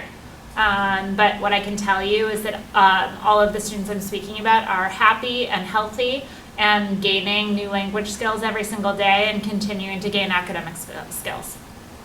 When I was on the UVM Board of Trustees, the dean of the graduate school talked to each one of us individually, and he said that when he entered kindergarten, his parents were immigrants from Italy, and he could not speak any English, and they were very concerned, his parents, about that, him starting school not having any English. And so they went and saw his first grade teacher And guess what she said? She said, "Don't worry." And, you know, this guy was the dean of students at the University of Vermont and had another job offer at an elevated position at Delaware. And I was thinking, she was right.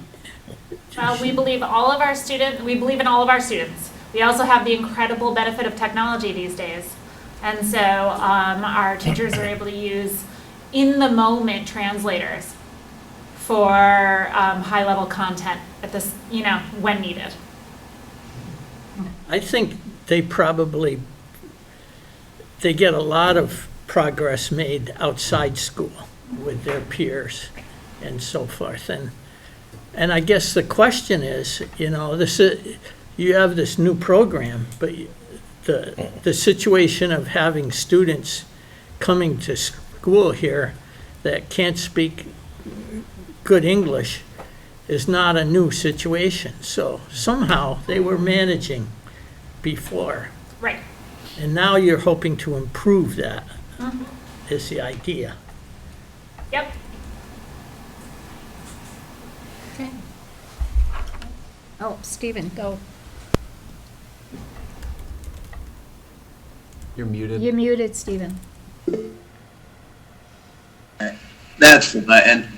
You said that the training was going, is it physically going to be held at I don't know where Rutland Bennington physically is. Like what down school in is that? Manchester, so it'll be drivable for our folks. Okay. I'm assuming if it is physically there, I'm assuming that there would be a benefit in English, in ESL kind of accommodations and what have you. There's a benefit to visual aid. And I'm wondering if they have the same sort of tech we do or something similar, as far as those big screens that I know we have a lot of. And just, I don't know, I assume we're going to all be on the same page with that, but I hope that the tech and things that our teachers would have available here will be maybe incorporated or into that education. Yeah, so our tech department has been working really closely with the teachers serving our students on how to use adaptive technology. This professional development will be more on instructional practices, so we're bringing together all the pieces of serving them the best that we can. But our tech department has been great about the adaptive technology, and they're working, and Skylar over at BRSU and BJ worked together in the past, so they talk about things all the time. It's a really small county. We all work together a lot. Anybody else have any questions? All right. All in favor of signing this? Okay. Unanimous. Thank you. You're welcome. Thank you, Julie. Thank you for putting it together, Jody. That's a good one. We had a very, very short timeline from the state, like a turnaround of 6 days. Oh my gosh. You better go So, get to work. Yeah. Regionally, folks scrambled, which was great. All right. We're just getting ready for consolidation, I guess. Oh. Okay, board retreat planning. So if you'll allow me, I want to just put some ideas out there and see, and just like clarify. So typically, and Lenny and Josh and some of the board members that have been for a while, it's been like a Saturday morning sometime in the summer if you could get everybody together. And I watched a VSBA workshop on retreats.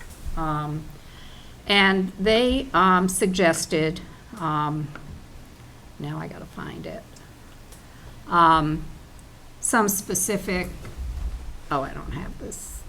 Oh, okay, so I'm gonna have to do it from my head. So some of the things that they suggested, one is that it be off-site. They think, just to enable, I guess, to enable people to kind of get out of the we're in a board meeting head and to be more spontaneous. The second is to have a facilitator.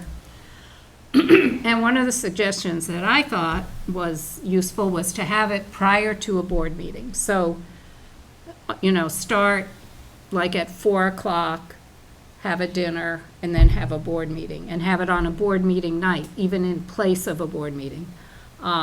Because that's a time that most of us, I think, block out. We have board meetings, so if we're scheduling, vacations or whatever, we might not schedule it on that week. So I was wondering if, what people thought about one of our summer meetings to start at 4 and go till like 7 or even 8, depending on how long we wanted to meet for a retreat. I've already talked to Brian, and we're talking in the summer, so Cheryl's here, will be on board. And I've talked to Brian, and he would be willing to facilitate for a fee. If my schedule allows. If his Don't schedule forget allows. that caveat. Yeah. Because we do have some trips planned, so. Yeah, and then we could have a meeting after, a short meeting, where we just basically did. And folks could totally say, that guy, we don't want him around. I don't know Yeah. hard feelings at all. Don't worry about that. I don't think we're going there. We would have a short meeting where we approve the agenda, we do public input, we do minutes, we do the pay orders and agenda building, and that's it. And that would be the meeting for that night. And if we started at 8, we could be done at 9. We'd still have public input. It would be an open meeting, but we probably wouldn't have a hybrid option if we weren't on site. So, we could do like a potluck, or we could do pizza or sandwiches, or, but, so I don't know how people feel about that. This is not an action item tonight. It's just a discussion. Are we allowed to do that for open meeting laws, have us all together, and then when it's not being? As long as we warn it. What about if people want, but we don't have to invite the public to that, do we? No, the public can come. It's an open meeting. Well, Yep. but you're talking about the meeting, not the retreat. No, even the Retreat retreat. too. Retreat, okay. Yes, the Together. public can attend the retreat, yes. What is our primary objective for the retreat? Is it? Well, right now, as far as I know, it's to really look at the board goals. Okay, board goals. Yeah. And then if there's other things that, let's say the structure of our meeting isn't, meeting somebody's needs or thinks we should change the structure of our meetings, we could bring up something like that. But I think primarily it's goals. And we did talk last week about trying to have more measurable, I know Dave was really interested in that. He wasn't able to be here tonight. More measurable goals that. Is it usually hosted like at somebody's residence, or? We could do that. We could do it at someone's house. We could do it at the Clarendon Grange is a good place. That's what we have, I'm sorry. Oh, no, it's right. That's what we've done in the past, is we've had it at the Clarendon Grange upstairs. Yeah. It was Saturday morning, and so people volunteered to bring stuff, bagels and muffins and juice and whatever. So I don't know who runs the Grange, but it's a nice spot. We can go through the town hall. I'm sure the admin. I'm sorry, Greg. No, it's okay. I just have a question for the people who've done this before. You're talking about, okay, the purpose of the retreat is to focus on board goals. So this is kind of a hard question, but do we need 3 hours of that? Probably not. How long do we usually do it, Lenny? How long? Okay. It's to just do board goals, you don't need 4 hours, I don't believe. In the past, it's been about 4 hours.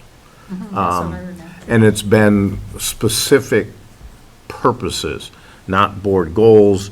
One time, we had a whole thing on communications, community communications. And we had a facilitator come in, stretching my mind now. And we set up a whole system and put in place a system to improve our communications with the community, because we didn't feel we were doing a very good job. So that took some time. So, in my opinion, in order to do board goals wouldn't take that long, but I also think one of the things we need to look at is the bylaws. Okay. So I guess my reply then would be, maybe what we need to do is develop an agenda for it, and then say, oh, well, we have X, Y, and Z, we think that will take this long or this long. Yeah. Just a thought. I mean, Yeah, 4 no. hours, 2 hours, it's not really that big of a deal. That's what we've done. Yeah. And again, it's a little different because it is warned. It is a public meeting. That takes care of the public meeting law stuff. And we haven't had a whole lot of public in the past. But I think. I think one time we had one person. Yeah. I think Yeah, that's the full. but Monty. to address your statement about having an agenda, I think that's critical, is that needs to be set, because it's treated like a board meeting. Yeah. Perhaps that should be our first discussion point Discussion. about it then is. Yeah. Yeah, and then, yeah, I think as long as you have a location, you set up an agenda, you can always end early. It doesn't, I don't know that it's ever happened, but it can. Oh, okay. Josh, you had your hand up. Yeah, so we usually block for 4-ish hours. The reality is like, if we are gonna do some, if we're gonna try to do some metrics or something like that for board goals, those discussions easily take longer than you think they take. Yes, they do. And then the specificity of wording takes longer than you think it takes. And so it's like, when I first joined the board, that was when they really did a big change of board goals and something else, maybe the mission statements and stuff. And that was 3 separate meetings, that they took to build those. And that partially is quorums and things like that. But all this stuff takes way longer than you think it's going to take. And so you can put too much on the agenda, and then you still run out of time for what you're doing. So it's like, I think it's a great idea, since we do have a very different representation of board members. We're going to have a brand new superintendent to look at and to take the time and to actually talk about what those goals are and try to justify or nix the goals, because, nothing is sacred. It's probably good to keep that headings or the main ones and then try to adjust inside of that, I think, for a one meeting type thing. But I would be really shocked if we got out of that of a 3-ish hour meeting with being able to do more than just changing the board goals. I would be surprised if we could do that. Especially if you're gonna eat. Oh, like me. Yeah, and we're gonna be eating. Rich? Yeah, I'm really glad Josh said that, because, I can imagine the conversations running long, but I also have questions. So we have board goals. There's first step, wouldn't it be to review what we have and kind of, we don't put goals out there and then not come back to them and say, how have we done on these, right? Which I can imagine would be a time. Yeah. My other point for a retreat, in my mind, we're not a legislature, we're a board, which means we need to work together. And, you don't know me, I don't know you. It feels like, and we can't know or talk much in meetings. We don't talk as a board outside of meetings. It seems to me that this is the only opportunity that we have to actually Just socialize on at least understand the way we work, the way we think together, and how to, where our strengths are, where our weaknesses might be, et cetera, as a unit. Because again, we're not legislators, we have to have some sort of cohesion. And this seems to me the proper time for that? And that's, yeah, and that's part of the idea of having a meal together, you know, as opposed to just like eating muffins while we're talking, but to actually have Breaking a bread. meal. Yeah, breaking bread. Okay. So what do we think about the 4 o'clock going into a short meeting? On a meeting night, that might be. I'm all right with that. I think that works for me. Can we have, I don't know what people's schedules are, and we might want to do a doodle Yeah. for that out, I but don't know what July that is is. chock He full of said a Wednesdays doodle, this and I year. don't know what There's 5 Wednesdays. Yeah, that, you know, we were looking at that actually, and that might come up when we talk about agenda building. July is a extra Wednesday month. So that typically we do only one July meeting. This might be a good year to do 2 July meetings, actually. Okay, and have one of them be. have one of them be the special meeting? Yep. Right. Does that, and Cheryl, I see you up there. Does that sound like something that would work for you? You'll be around, right? Yes, I will be around, absolutely. That works for me as well. Okay. I was wondering, I did just see your email tonight and I answered it. Is this something that we can, because I agree with Josh, that it takes longer than we think to make goals, and to wording sometimes can be very difficult. Is this something though that we should perhaps, like, people plan ahead and think about where they want to go, so that when we walk in the door that we've already have some sort of, you know, ideas in our head, and see if we, just so that we're not starting from scratch. It was just a thought. Didn't we just have the board goals at Yeah, a we just meeting? reviewed them. Well, something I could do that we had done going into last year retreat, I could give you a really quick self-assessment kind of thing that you could do on your own. And that way you wouldn't just be looking at the board goals, you'd be thinking about, hey, how are we doing on these? And then maybe I'll do it a little differently this time. You can do a little self-assessment and then maybe a little brainstorming for what would make these goals better. And if those things might prep you better, I don't mind doing that and working that up, if that helps. That'd be great. Okay. All right. So, I will send out a doodle if I can figure out what that is. I can help you with that. Thank you. But, you know, I mean, we're really basically looking at one of 2 Wednesdays in July. Do we want to just check our schedules now, or? I think I'd have to get back to you on that. Okay. Maybe we could just do a polling on. Yeah, that I'll do one. a polling on, you said there's 5 Wednesdays.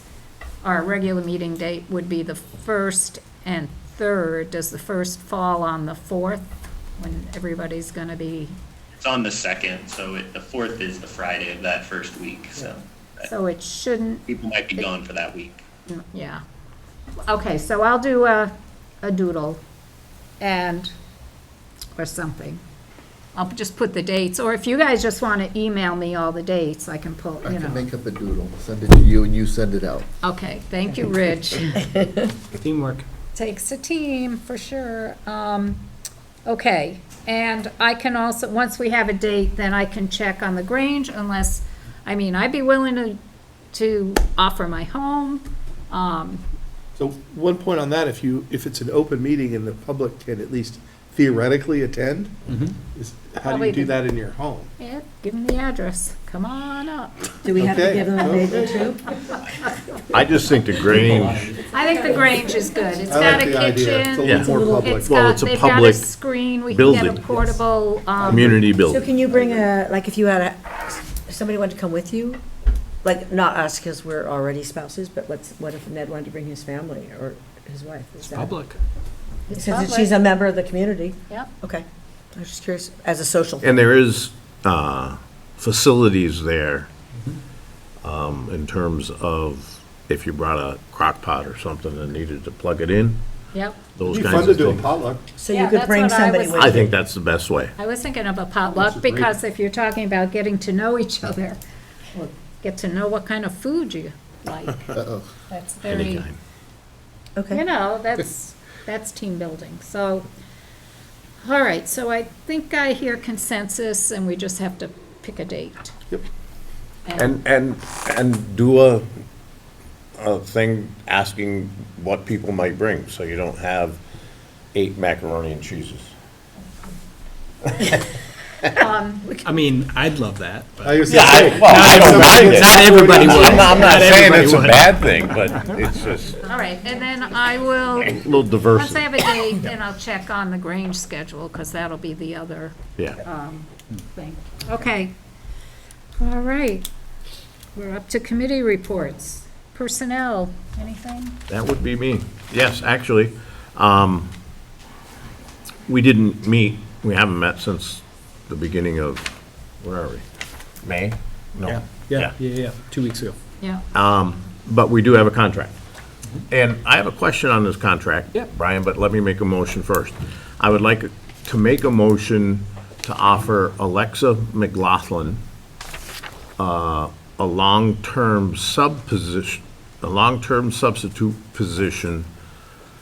It says. Oh, that's wrong. 25, 26. We'll fix that on the contract. Thank Okay. you. So I'm going to say to offer Alexa a long-term substitute position for the 2025, 2026 school year. For a whole school year sub? Well, the dates, start date and end date are further along. Yeah. 9/8 to 1/6, so half Oh, the okay, year. so is it like a maternity leave, or? So I make Oh, that you make motion? that motion. Second. I'm asking questions. Thank you, Ed. It's first grade classroom teacher in Clarendon. Yep. An hourly wage. Yep.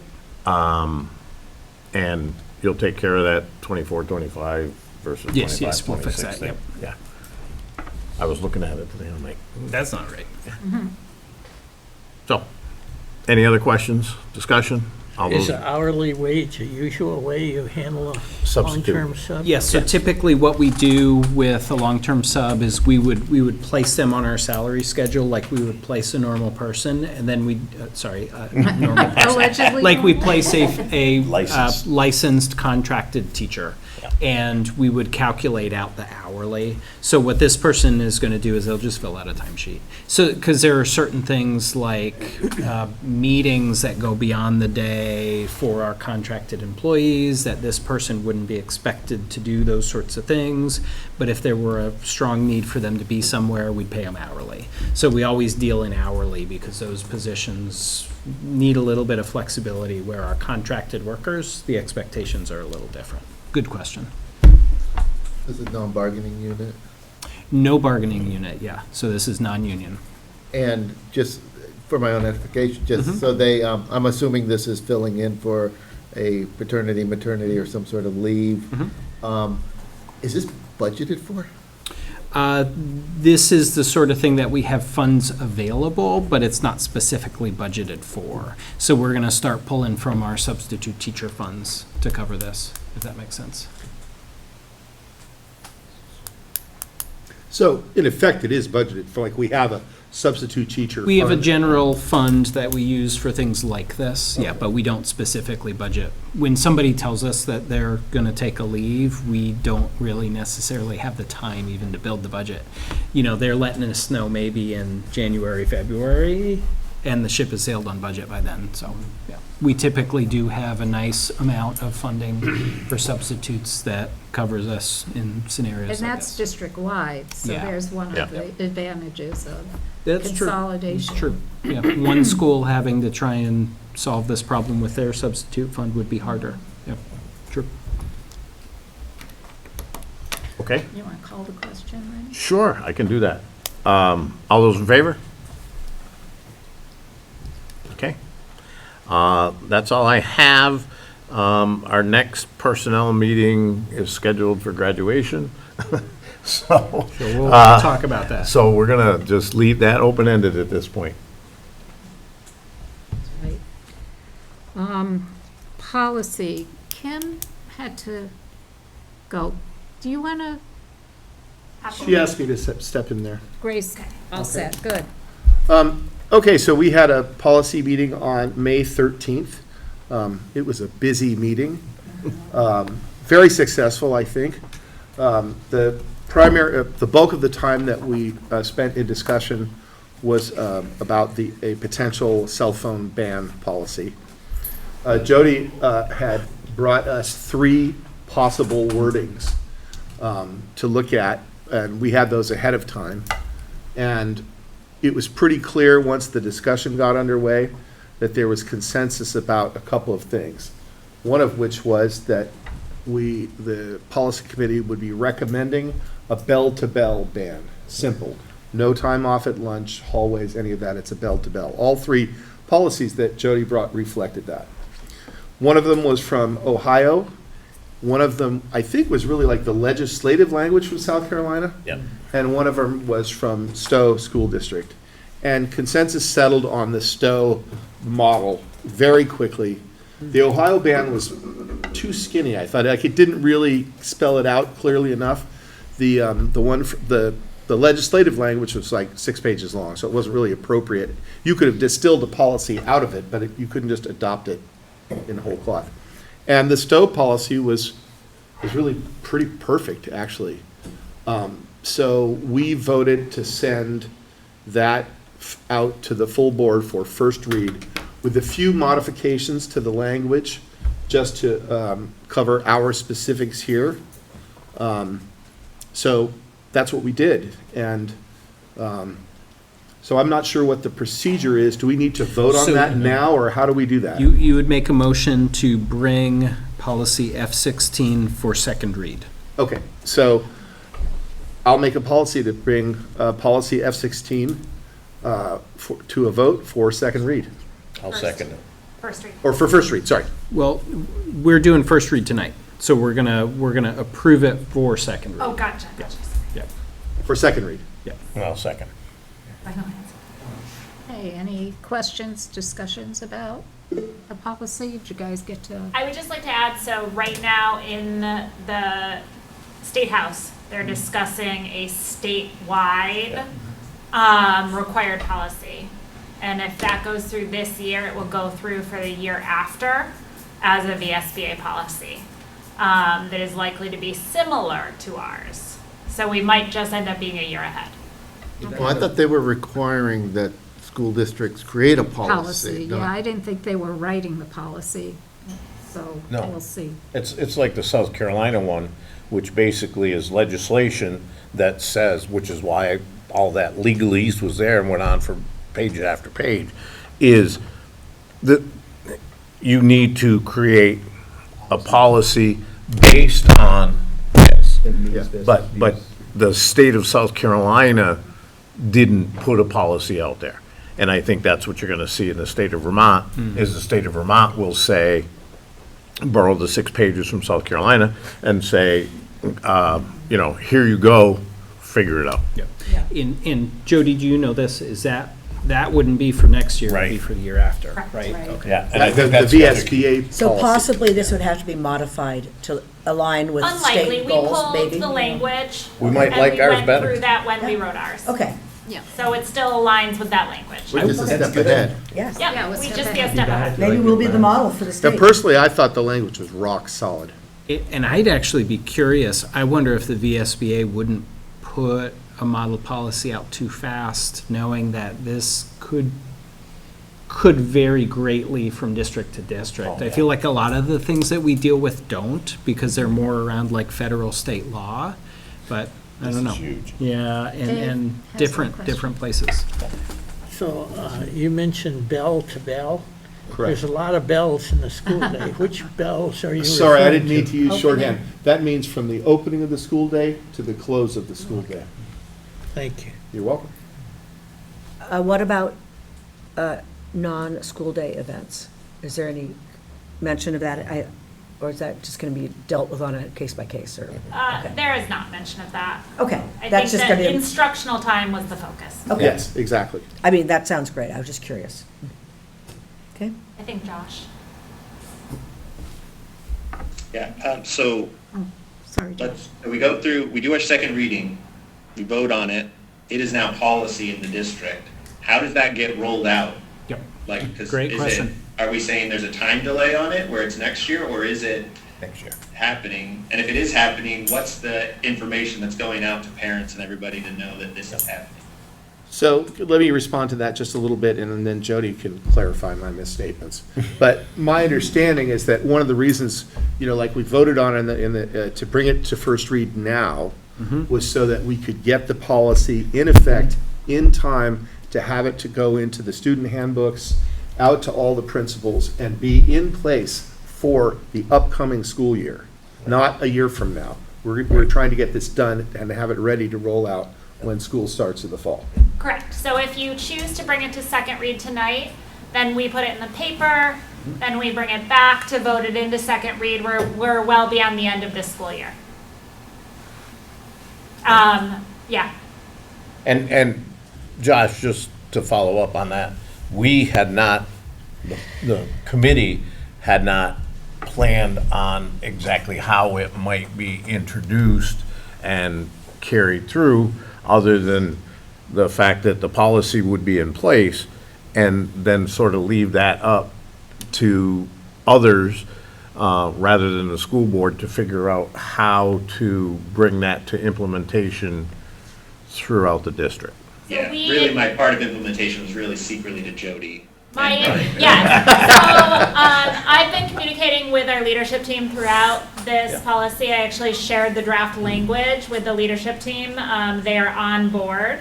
They would really appreciate it if the board were to help communicate to families over the summer, because it is a board level policy. So the first communication to go out, it would be really helpful if the board was communicating with families in the beginning. And then we will handle all of the pieces of putting it together in the schools. Well, we've got plans. We did have that community conversation with the topic of, and we had, had several people, so we could do that again. That I think would be a fantastic idea, actually. Well, maybe that should be on the next community conversations. And, with that said, I almost wonder if you wanted to do that in the auditorium. Because I think that's one where you might get a chunk of parents come out and want to actually hear about, it's interesting when things are being developed. Sometimes you hear from a handful of people. Once they're developed, you hear from everybody. Yeah. So that might be a bigger crowd than what we saw at our previous one. I think our previous one gave us a heads up that people were interested. They're very interested. Yeah. In your experience, would that attendance possibly be larger than it was tonight?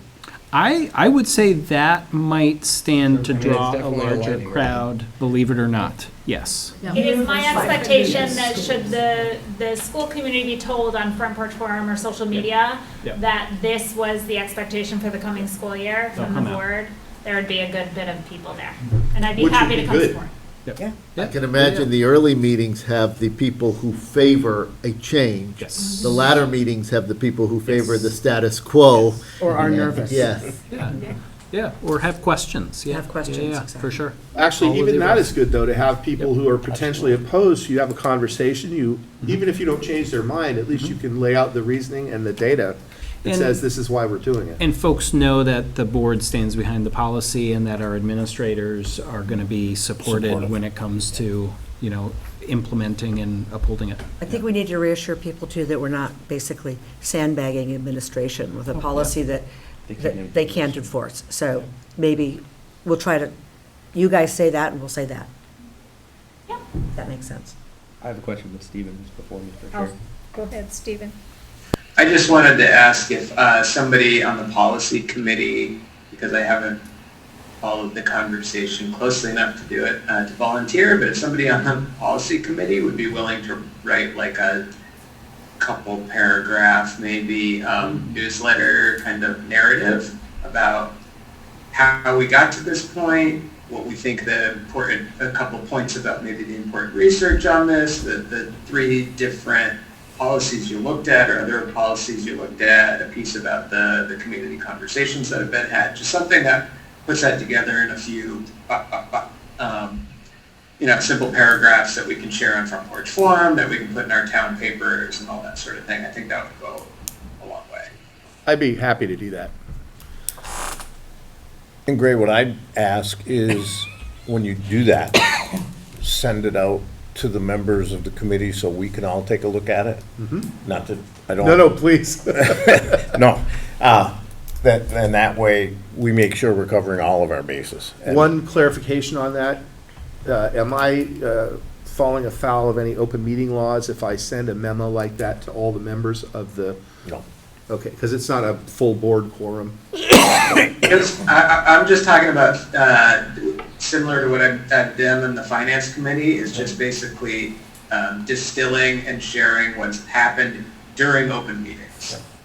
So it's No, just absolutely, a Steve, I can- narrative of meeting minutes and meeting notes, basically. I can picture in my head exactly how to lay out, what we did to arrive at that, how the process unfolded. Yep. I think that'd be great. Yep. Thanks, Stephen. Jody, in your conversations with administrators and staff in general, has there been any pushback at all? Has there been any concerns at all? No. So I think administrators are a little bit just nervous, right? Because a board policy means that, our hands are in the fire to make sure it happens. I sent out a heads up. This is going to first read in the weekly email to staff that Brian and I sent out, and I had 2 different teachers stop by my office on their way out the door on Friday to say thank you. But those are people comfortable popping their heads into my office to say thank you, right? So I think there's going to be mixed feelings, right? I mean, if you look at the whole population of students, parents, and teachers, there will be mixed feelings. Yeah. But overall, I think that we understand that, it's going to be good, hard work. Does that feel fair? Yes, I think. Okay. Yeah, and I don't mean to put you on the No, spot, no, but yeah. I mean, Katya and I work together on a lot of this. The students are already talking about it. Yeah. Good. Yeah. Yeah. I have they're an worried. 8th grader who is very against it. They're very worried. Oh well. Yeah. That's how I feel as a parent. That's my official parent. And we're not taking them away from them. We're saying it can't be in your pocket. It can't be out where you can see it. So just put it in the bottom of your bag. I think the other part is that it's just not ambiguous. This is now a clear policy that it is district-wide. It's not like, oh, well, the middle school is doing this, the high school is doing this, it is. So, the easiest thing for the administration to say, it's the policy. It's not me. It's not my fault. Given them that. It's our job, we gotta do The it. school That was board what- meets on the 1st and 3rd Wednesdays, and then you're welcome to go and. Josh, that was one of the primary motivations, is to take the target off the teachers' backs. Yeah. And they can then say, hey, it's not me. If you're mad at somebody, go yell at the board. So, On the 1st and 3rd Wednesday. anytime. Wednesday. They know where I live. And the policy committee meets? Yes, and the policy committee. No, my only concern was that I don't know if even having it in the bag should be welcome, but that's not for me to decide. It's No, for and we all talked the about that. committee. We don't have enough people who work here in the offices to take them all. Yeah, It was just a manpower issue. sure. So- And an expense too, to Yeah. get Yeah. lockable. I would like to speak, literally 10 years ago, my daughter went to a private school abroad, for school year abroad, and cell phones were prohibited at her high school, and nobody got searched, but if anybody heard or saw a cell phone, it was confiscated. So what I'm trying to tell you is, that was 10 years ago. It might have been easier then, actually. Well, but the point was, yes, the students were not crazy about it, but it was not, it was in your purse, and you didn't see it, and you didn't hear it, it didn't exist. But if it rang or you touched it, it got confiscated. So what I'm trying to say is, this has been That done. sounds like that's kind of the language. I just- here, Yeah. so- And it worked. People, I'll tell you what, they didn't do it. They turned their phones off and, after the first time. Yeah. Yeah. Yeah, I'd like to just offer a quick follow-up to that.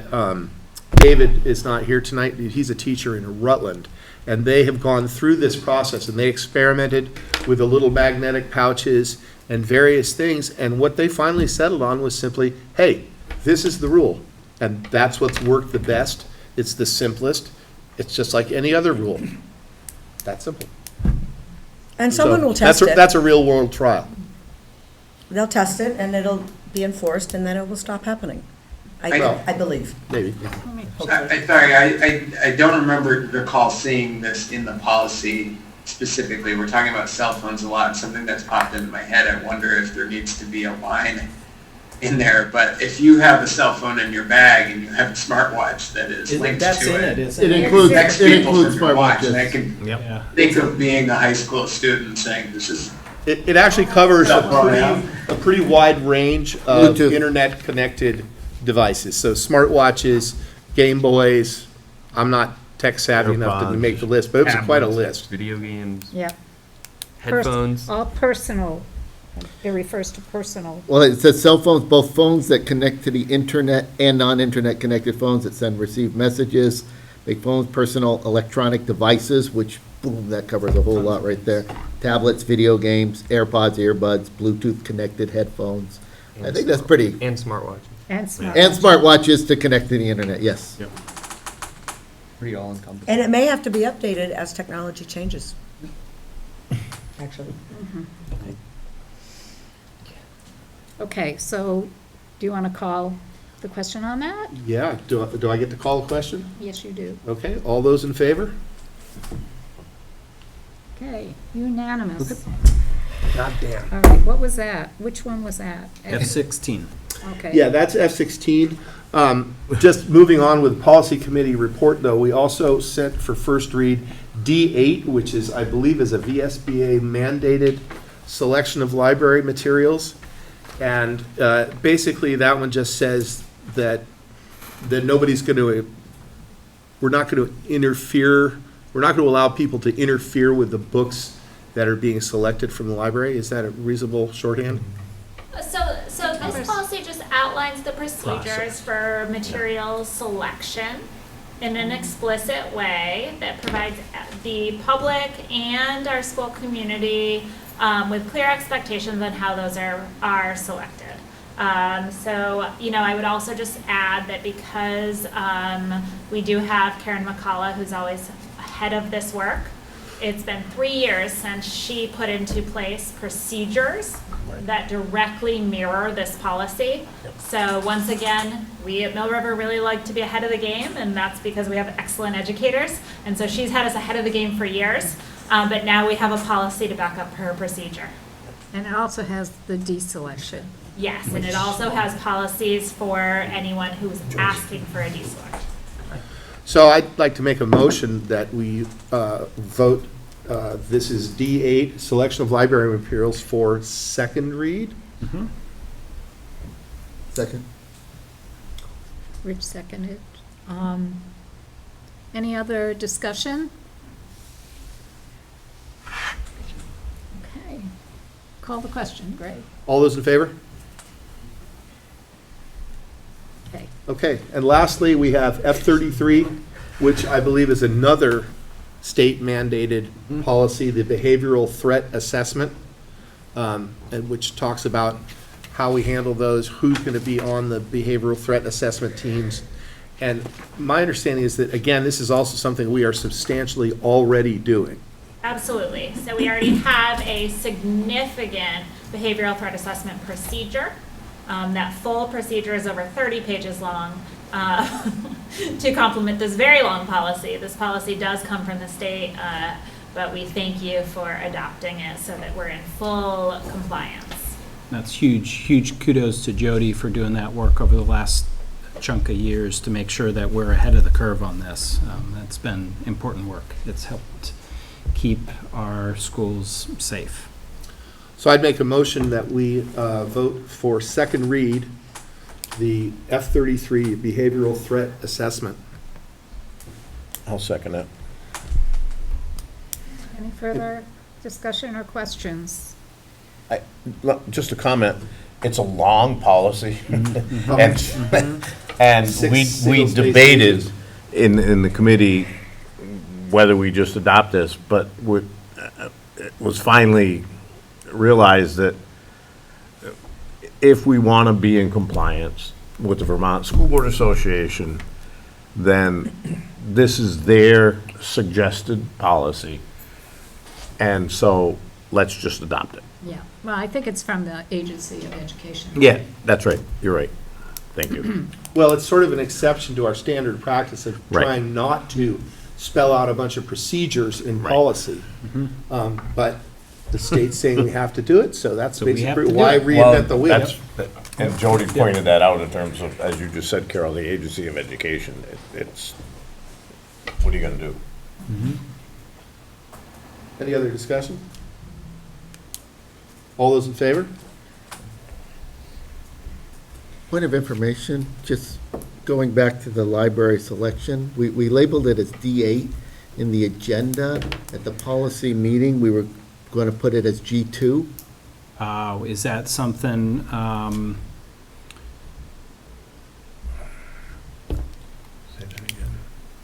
do we want it G2?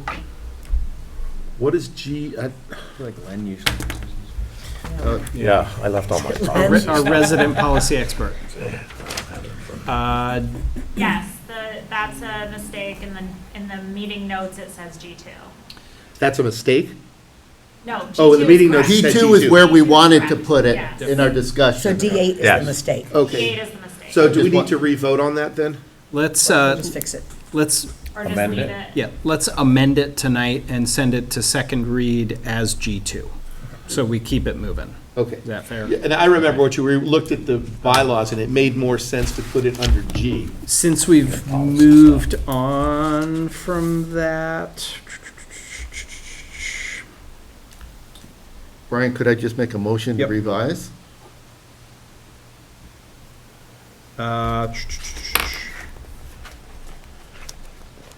I'm looking at my cheat sheet. Can definitely do it in other legal business if we can't do it right now, but. You can move to reconsider, basically. I move to reconsider our action relative to passing D8 on to second read. So moved. Seconded. All in favor? Well, hold on. Discussion, I think, would be, hey, we want this to be G2. Are we comfortable having it be G2 and send it on? That discussion said. Okay. Sorry Okay. to pause you there. Does anybody have any more comments about it? Okay, so then we make a motion. Oh, help me out here, Brian. Well, now you vote on it. Now Yeah, you now we just call vote it. Now can we on vote on the change. motion to change? Yeah. All right, all those in favor? Okay, great. Good catch. Thank you, Rich. Yeah. And then last but not least, we voted to roll over F32, which is transgender and gender nonconforming, and F2, which is district equity policies, because we didn't have time to talk about it. They're going on to the next agenda. And the next one. And the next one. Careful. Awesome. We'll get those in the Herald. Okay, Yay. building and grounds. Oh, Do you have a policy meeting scheduled? oh, thank you. You know, we do? We do. So the next policy meeting will be held, I believe, so please confirm a board member, on the second Tuesday of the month, which would be June 2nd at 5:30. Second Tuesday? Or June 10th. Sorry. I need a fifth coffee. June 10th at 5:30 PM. All right, now do buildings and ground. So we haven't had a meeting since the last one, but we do have a bid that we would like to move forward on for paving at Clarendon. I believe it was put out in the Herald, right? This, because this is because we only have one bid. Yes, correct. It was in the Herald to satisfy bid laws, given the cost of the project. So we went above and beyond to try and solicit bids. And so Wilkes Paving is scheduled to do it for $138,215. So I would like to make a motion to accept that bid. Seconded. Lovely. Any other discussion?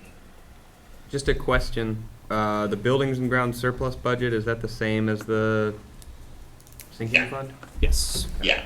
There's like 3 names that you'll see it written in, but it's all. I'll get it eventually. Basically, I mean, anything that's coming out of the B&G committee is coming out of that fund. That's Got really it. is the only money that we do. Okay. Just making sure. Yeah. And then just for so the paved part's staying paved, the dirt parts are staying, or, the stone parts are staying stones. Yeah. So it'll basically just be the same as what it is now, just better. Just Any more without the discussion? massive potholes. Yeah. All right, all those in favor? That's everybody. Awesome. Great. Our next meeting is next Tuesday at 5 o'clock. And that is all I have for building codes. Okay, community engagement. So we had a meeting tonight. It was different from most meetings. We had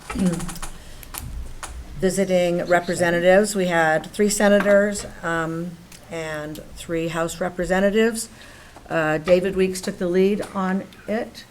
We had a lot of very impassioned community participation in the conversation. It wasn't nearly enough time for such big topics, but it was good to see the interest. I don't know how we do more, but I think we just have to keep that. They did encourage us to write to them, but I don't know if they'll ever write back. And so it was really good. Thank you, Carol, for setting that Right up. back to Well, Carol, thank you, so guys. filter all your questions through Carol. Okay, Yeah, so really, write to I got- Carol and let her write to them. Anyway, it was very interesting, although it's such a big topic. And we So, didn't even get to the miscellaneous. oh, no, I mean, we just basically. Kind of a frightening topic. Oh, yeah. I do salute Mr. Weeks for taking, being the lightning rod, To come. although he didn't seem to mind too much. So I think our next meeting would be 2 weeks from now, before the board meeting. So that would be June 4th. Yeah, well, we're gonna have to talk about that. It's a month, isn't it? Be the June 18 Oh, it's a meeting. month. It's the No, so it'd be middle. June, sorry, it would be June 18th, my Yeah. mistake. That's- Does that work? Yep. Okay, thank you. And that would be 6 o'clock for community conversations and 6:30 for the actual meeting. All right. Negotiations, whose department is Me that? again, I'm happy to announce that we have reached a tentative agreement with the support staff. We just have to wait for them to go back to their members and finish up some paperwork. And then we will have a contract for the board to move on with. And we don't have another meeting scheduled at the moment. So now I'm done with negotiations. There you go. Well, actually, I'm not. I just want to say that we actually had it was really productive, and I really want to thank all the members of the negotiation committee and everyone that was representing the support staff union. I really appreciate all the hours that we did and the work and the understanding that I think both groups brought to it. I really appreciated it. Good to hear. Agreed. How long's the contract for? 3 years. Can I ask another new member question? Yep. Who's the support staff encompass? So custodial staff, our administrative assistants in offices, our paraeducators in classrooms, our LPNs in the health office, registrar, behavioral interventionists. I believe that's the list. Yep. Following Ned's thing, how many bargaining units do we have? 2 or 3? We have 2. So another way to think about it, Ned, is certified staff and not certified staff. So teachers, administrators, certified, non-certified, all those other support roles. Yep. Our internal kitchen staff, because we do have some of those positions That are not. But the, that are support staff, yeah. but the bus drivers are Bus drivers are non-union. non-union, right? We do have a small chunk of non-union folks, so our business office folks are non-union. Rebecca, Debbie in the front office here. They're non-union because they deal in things that would put them in an awkward position to be union members. So dealing with the finances and communications of the administration. So they're not allowed to be in the union, and that's standard. And having watched closely what was happening Yep. in Rutland, Yeah. do we have rights to strike in our contracts? Not in our contracts. So we would have to be looking at labor law at large. We are really lucky. I think that we've had a pretty strong relationship with the union. So I don't ever see us getting there anyway. But we don't have that explicitly spelled out in our master agreement. Yep. Okay. Well, congratulations. Mhm. Good job, negotiations. Okay, finance, pay orders, Stephen? Pay Or orders, anything else? payroll warrants. We have one in, for May 9th in the amount of $620,343.55, and for May 16 in the amount of $7,579.06, for a total of $627,922.61. I'll make a motion to accept these payroll warrants. I'll second. Excellent. Any discussion? All in favor? And accounts payable warrants, we have general fund in the amount of $416,404.40. Scholarships in the amount of $6,150. General fund in the amount of $8,544.24. ASP for $3,469.19, and lunch in the amount of $4,616.88 for a total of $439,184.71. I'll make a motion to accept these payable warrants as read. Seconded? Any discussion? All in favor? Excellent. We have a finance meeting scheduled for Thursday after next, I believe, 29th at 5 p.m. We'll be mostly talking strategy for next year, taking into account what we know of this legislative session, and discussing. Unfortunately, we found out we probably won't know by then, but we'll do the best we can. Yep. Yeah, and discussing a situation around a fiscal year 26 position conversation. Mm-hmm. Right. That's all I've got. Okay, thank you. Any other legal business? I just have one thing. I should have mentioned it during the Kim and Aries thing last time about sports and stuff, but the other thing that we are doing in the elementary schools, which is a pace thing you do have to buy into, is Girls on the Run. And like Tinmouth, they just did the girls just did their practice 5K today. And so there's 13-ish girls, and I think they're in all the elementary schools in our district that do it. And so they get together and they do a run. So it's like something, they're not playing another sport, they get to do running, and there's scholarships available and stuff too. So I'm just really proud of all those people that are, and the volunteers that are part of that. And I really appreciate that. That's all I have.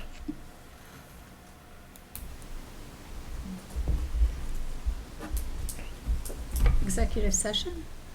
I wanted to add one agenda quick building. shout out, because I don't know. Oh, if this is agenda really- building, sorry. Okay, go ahead, Stephen, sorry. Sorry, just a quick shout out. This isn't really other legal business, but I did want to give a shout out to Ed Robbins in the woodshop class. At Mill River, I was the proud winner of the grand prize from Green Up Day, which was a bat box that the class made, which is pretty sweet. It's going on a barn here. They had a nice bit of information about where to put this up and some stuff about the bats on there and how they harvested the wood at the Million Marsh Billings Rockefeller National Historic Park. So shout out to the woodshop class and their work on these bat boxes. It's cool. You can get a hold of them and purchase one of these to help support the woodshop as well. It says that on there. So Awesome. How to get in touch with them? I can, after the meeting, I can give you his email. Thank you. Probably E. Robbins. Yep. Yes, E. At Robbins. Mill River Schools. That should be pretty easy. 2 B's. 2 B's. I would have gotten that wrong. We're It not would've two popped beasts. up. Okay, or not 2 B's, okay. Agenda building. So part of this is scheduling. Yeah, we got to figure out, because we would typically have our next meeting on June 4th, but that's graduation. So that's an event that you've been invited to. We do have some space for the board that gets reserved. If you hadn't let Carol or me know that you're going, let one of us know so that we can pass that on and have the appropriate seating blocked off. So because of that, we're going to have to reschedule our board meeting. Josh was alluding to earlier, we have an interesting July that's a 5 Wednesday July. So our typical pattern would be we'd do 2 June meetings, we'd only do 1 July meeting. You know, I wonder if this is a good opportunity to do 1 June meeting and 2 July meetings.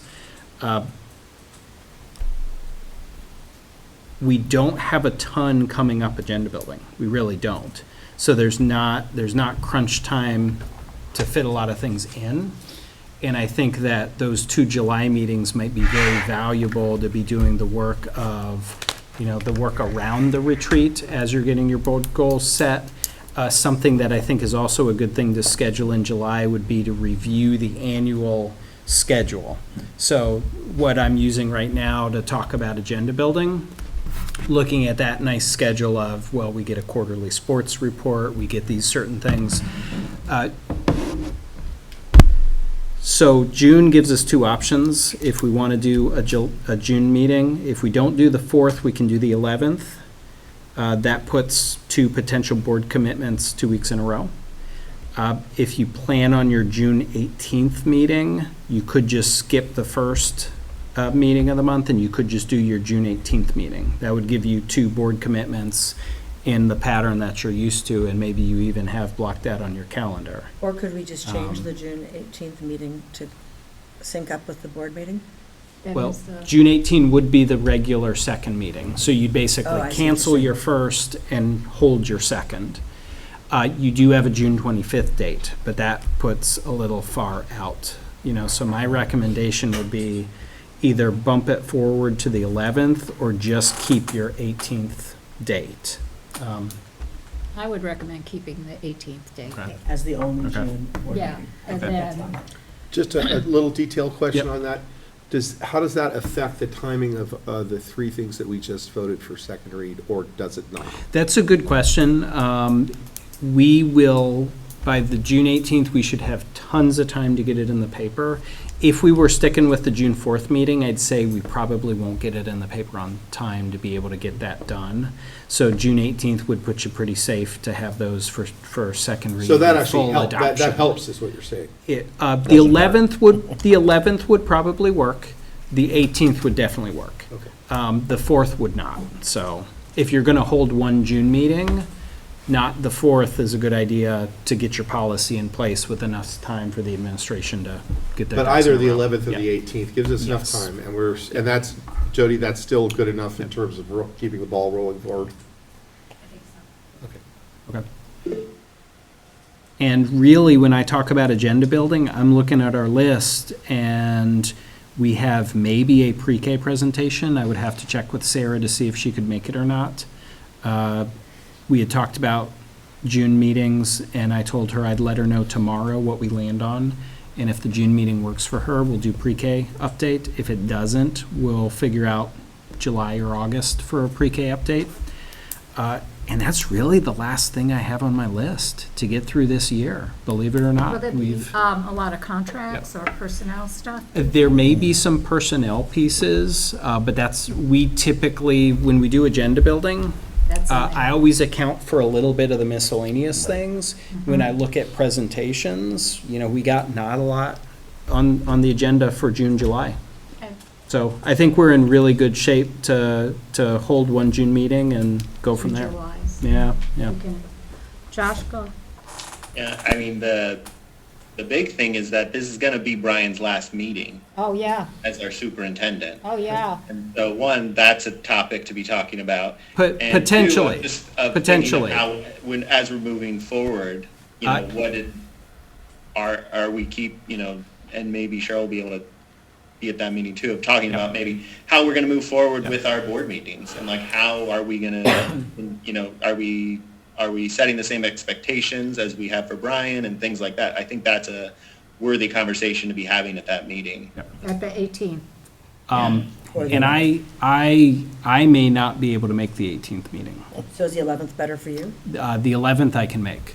The 18th, I may have to check my vacation days, because I have vacation days I have to use, and if I don't use them, I lose them. Well, don't do that. Do that. Yeah, yeah. Well, that's a pretty strong reason to do it on the 11th, I think. That works. If we do it on the 11th, can we change the community engagement to the 11th? So it's all on the same day? You can do community engagement on the 11th, absolutely. Group it together? Yep. I think we should do that. And if you want me to prep something for the 11th, fantastic, let me know what that is. I will do.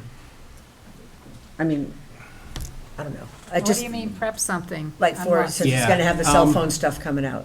Well, no. So thinking about what Josh was kind of getting at, is there something you would like from me my last meeting? Oh, because the What would be transition. useful, what would be helpful? Because if you don't tell me that, I don't have something in my head ready to bring to you. Yeah, I would think it would be really Yeah. useful for you to give that sort of feedback, what works and what doesn't. Okay. How do you, Yeah.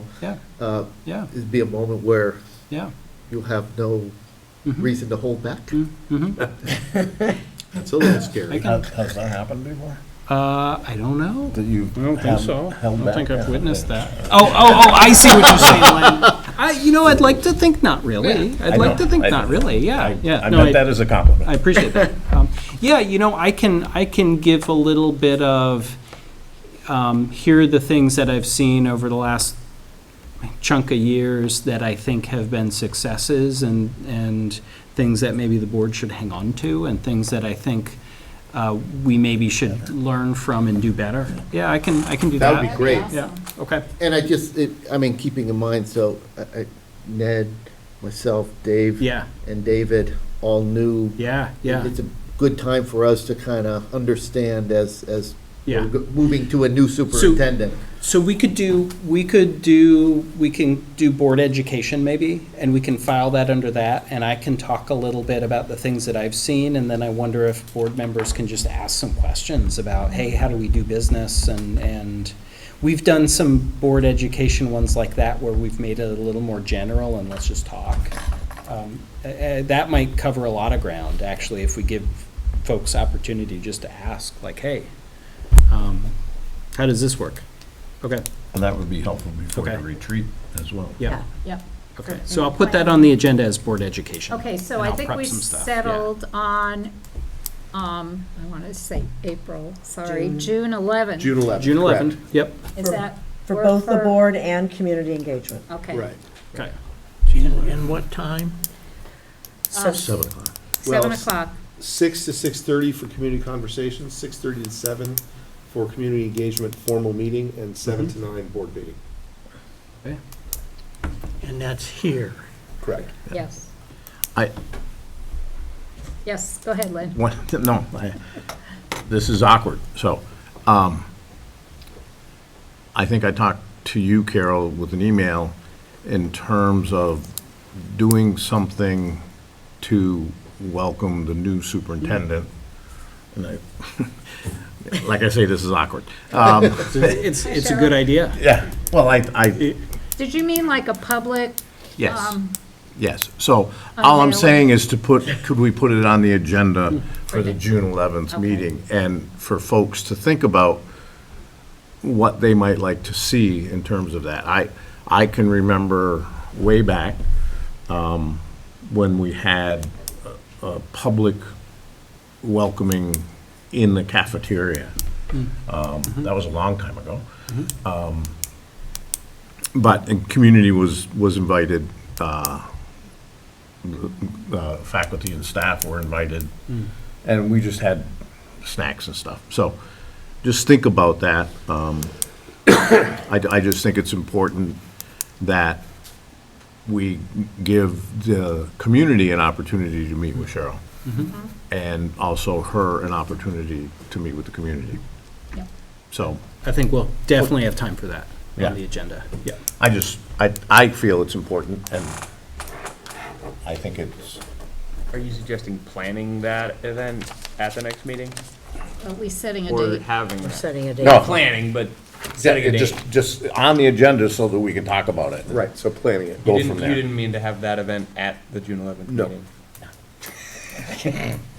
Thank you for clarifying. Not on my agenda. Okay, awesome. We can do that agenda. You good on that agenda? I Yep. need some notes too, so. Okay. Sorry, I jumped to executive session, but we still don't need one, right? None I'm aware of. Okay. All right.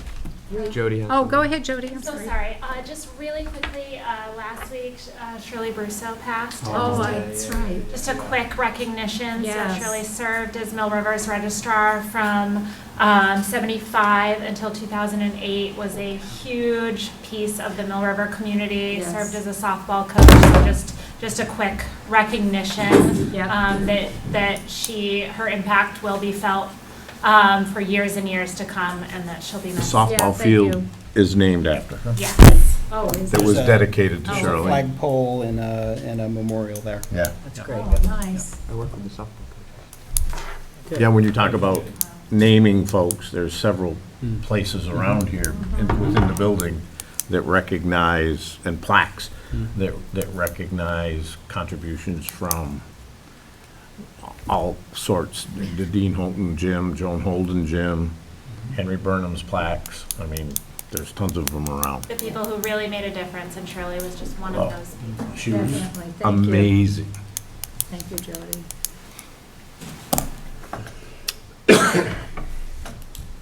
Okay, I think now, Motion to adjourn? Adjourned by consensus. yes, let's adjourn. Thank you, everybody. Hey, thanks, everybody. you. Good night.